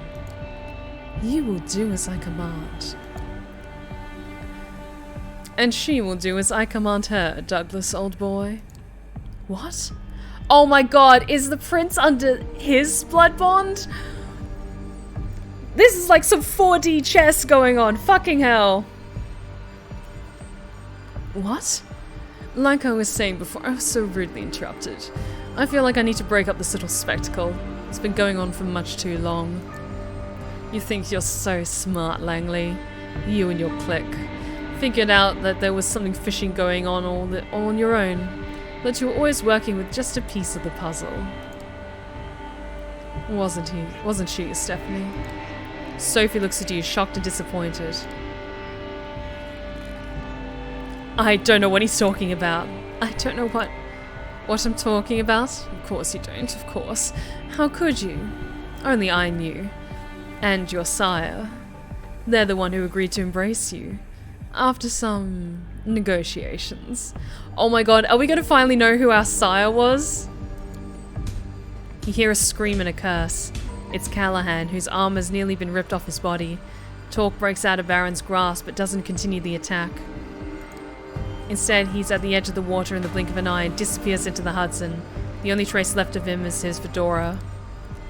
Another actor going off script at the very end, eh? No matter. Let him bring us some amusement now that the production is almost wrapped up. He'll reach his allies. He'll tell everyone of this.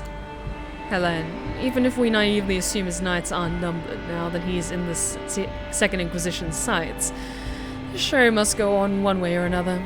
Won't hurt to encourage leaks and speculation. Sophie looks at you. How could you, Stephanie? I saved you. I don't know what's going on. Arturo suddenly appears next to her and slaps her in the face. Langley, what happened to your self-esteem?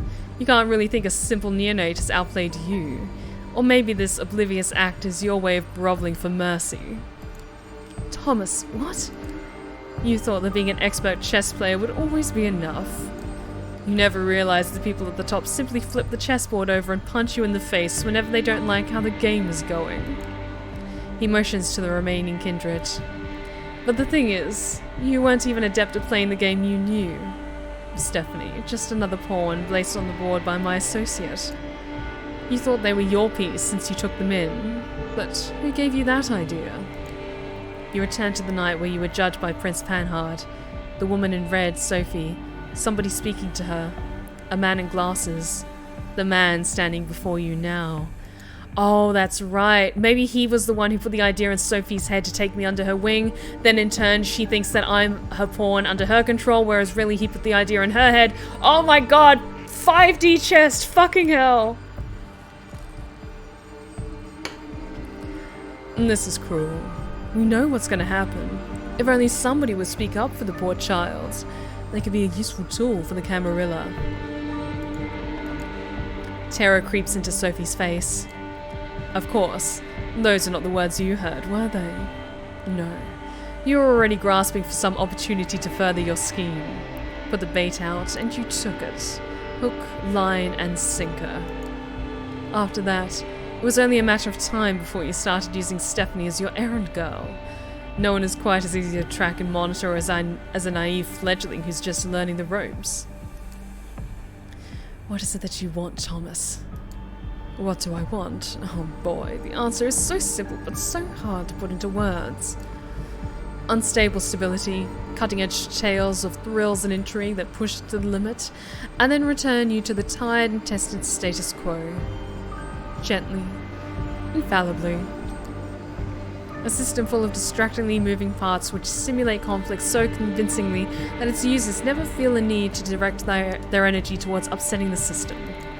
Achieving the eternal through the disposable, building a city that's like a ship of Theseus, constantly changing its parts yet always maintaining the same purpose, serving the same goal at all times.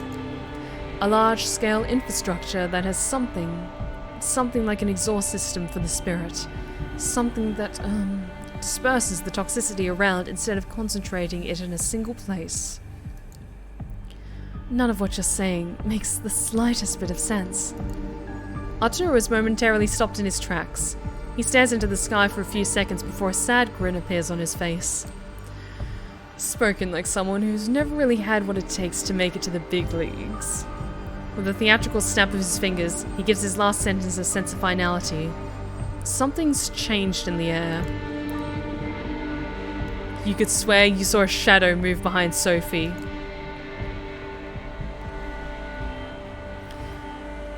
Goodbye, Sophie. A person appears behind Sophie. You can't believe your eyes. It's Adelaide Davis holding garden and shears in her hands.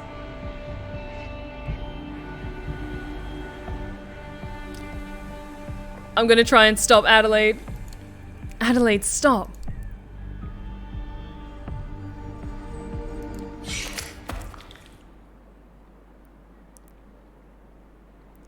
You hear the shears snip.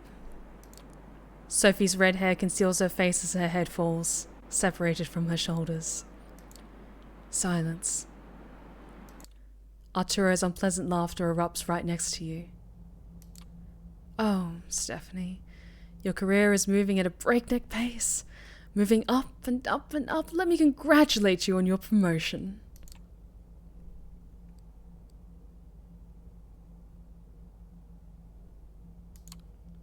What do you want from me?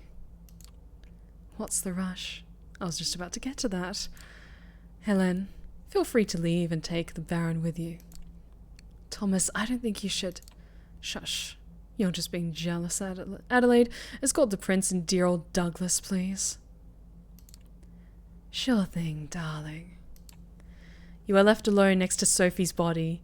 You try not to look, but it's hard to ignore her lithe frame decomposing in front of your eyes. Congratulations. You've won this little game. You set out on a suicide mission and successfully brought down the power-hungry wannabe tyrant, even if it probably wasn't the way you imagined it. Now you're free to enjoy paradise again. Life after death, immortality, eternal youth. What they don't tell you is, of course, living in paradise is inherently sinful when not everyone can participate. But you have time to learn how to live with sin, don't you? He takes a melancholic look at the city skyline surrounding him, the Statue of Liberty and the sights of Manhattan shimmering in the distance. You know, New York taught me to believe in fate. My unlife began right here, and it began with utter despair. My first instinct was to drown myself in books and keep reading and reading until literature gave me the piece of wisdom I needed to go on. Personally, I find reading a silly hobby in retrospect. I always had this minuscule hope that the next sentence I'd read could finally bring me salvation, but it never did. It only gave me fuel for this elevated, righteous, intellectual suffering. But the more I read, the easier it was for me to boil every paragraph down to a power relationship. The characters' influence over each other, the writer trying to impress the reader, etc. The strings everyone pulled started to look like strands that weave into the fabric of fate. And once I saw its beauty, I got teary-eyed. My architect instincts kicked into overdrive. I didn't have to submit to fate. All I had to do was cooperate with it and wait for my time to shine. Give my input whenever needed until it trusted me to do more. Thomas steps over what's left of Sophie, wiping his glasses with an elegant cloth from his pocket. And it did. Fate let me look after this city. With my architect's tools, I started quietly shaping the streets and corridors, while Kaiser and his ilk shaped the information flow. And among many tools this process gave me, one of them was a way to reliably come up with useful agents like you. The method I used were crude at times, but the route was there. All you had to do was follow it. Some people write rulebook passages, the others plan city arteries. In the end, the effect is all the same. Someone always follows. He puts on the glasses and gives you a long, hard look. You know, I've grown fond of you. You did so well. Even when that idiot Callahan tipped the Inquisition off, you still got out. I like that kind of resourcefulness. I could use that kind of resourcefulness.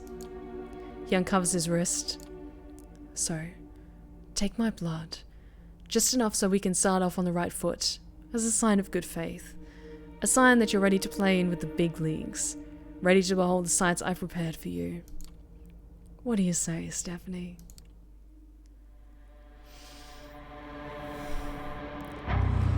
And that's the ending we got for this story. Fuck! No, Sophie!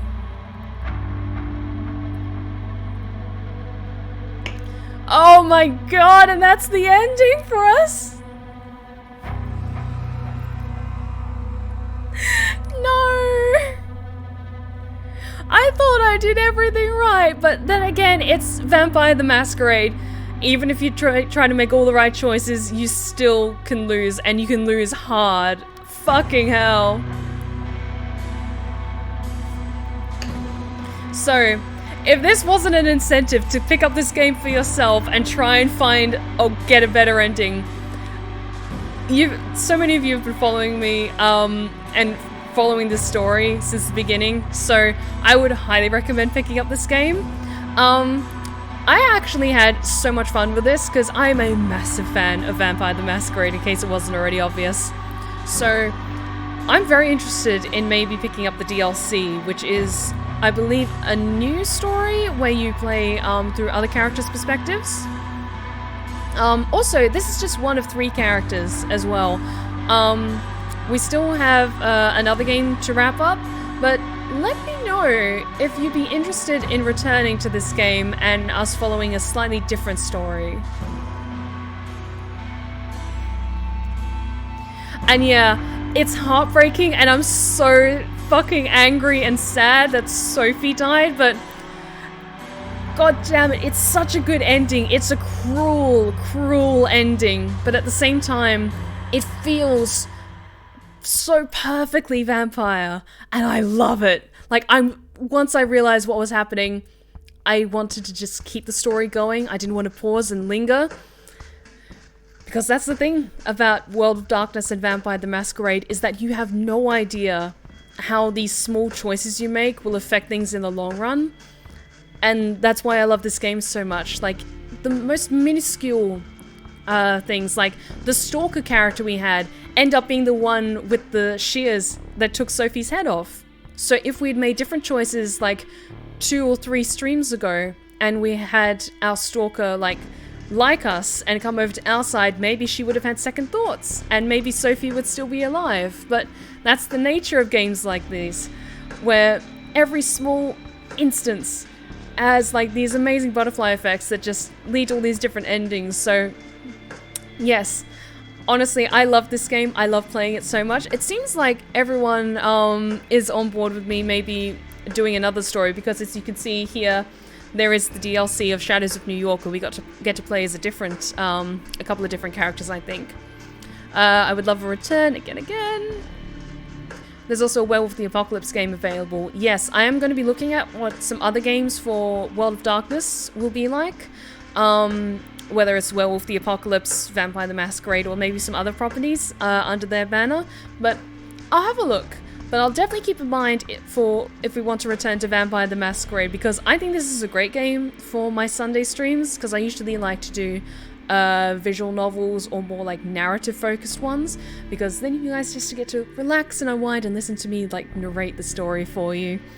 But this is so good. This is so good. I love it so much. I'm still so angry. I'm so angry that Sophie didn't make it. But you know what? That's the nature of this game with Vampire, and especially if you're playing with the Camarilla, is that you can try your best to make all the right choices, but so often there's someone who's just lying beneath the surface who maybe you don't even notice, or is completely unassuming, and it turns out that they're the ultimate puppet master in the game, and fucking hell, that stings. That stings. I feel like no matter what route we take, Sophie dies, because in the beginning, when the main character is looking back, she says something about her first master being dead. That's true. It wouldn't surprise me if maybe it's like, there maybe is a very specific chain of events you have to follow in order for Sophie to live, but it wouldn't surprise me if this whole time it's being built like this strong connection you have with Sophie, and then she's cut down, and then you're then like expected to like rise into her position. Oh god. But this game was so good, but I will be wrapping up things here and now, because yep, it ran a little bit shorter than I was expecting, but honestly, this feels like a good point to wrap up tonight, because I had so much fun with this game, and I'll definitely be looking at the DLC to see what other things we get with that, and also looking into what other games we could do in the World of Darkness setting, because I have plans. I have big plans. And I'm very excited to, to play more of these absolutely amazing games. I rejected the reality and substituted with my own, with Lady Dimitrescu in a nice apartment where we all live happily. You know what? That's fine. If you want to just, like, mentally, like, block off, like, what happened in the last 10 minutes of that and just be like, and then we returned to the apartment. After the meeting, we returned with Sophie to her apartment, and you know who was there? Kadir was waiting for us too, and the three of you just decide to reconcile, have a good long chat, and then end the evening deciding, hey, you know what, let's give polyamory a try. And we all lived happily ever after. Or maybe that's just me, like, penning my little self-insert fanfic there. I don't know. But I had so much fun with this, and yeah. Let us wrap things up here and now. Thank you all so very much for joining me tonight. If you've been lurking in the shadows like the Nosferatu you are, and you like what you've seen so far, please consider following. We would love to have you back at the Blue Rose Respite. You are welcome anytime. Be sure to check out my other socials that are in the chat right now, including my Twitter for important updates, my YouTube for my ASMR tales. I've been hard at work on the next script for next Saturday's video. It's the return of a much beloved character, and I'm very excited for it. And my Instagram for lovely pictures of myself, including some very kind of vampire-y ones as well. And yeah, just a heads up, next Sunday we will be continuing Boyfriend Dungeon, just because we put a pause on playing that so I could play Vampire the Masquerade for October, because spooky vampires. So we will be returning to Boyfriend Dungeon, and then once we wrap that up, we might return to Vampire the Masquerade. We'll just see how things go. Excuse me. But thank you all so very much for joining me tonight. Thank you so much for the follows. A big welcome to everyone who followed me tonight. And a huge thank you to everyone who renewed their subscriptions, who gifted subs, who dropped bits. Thank you all so much. I really do appreciate your support. But let me just check if there's anyone currently streaming.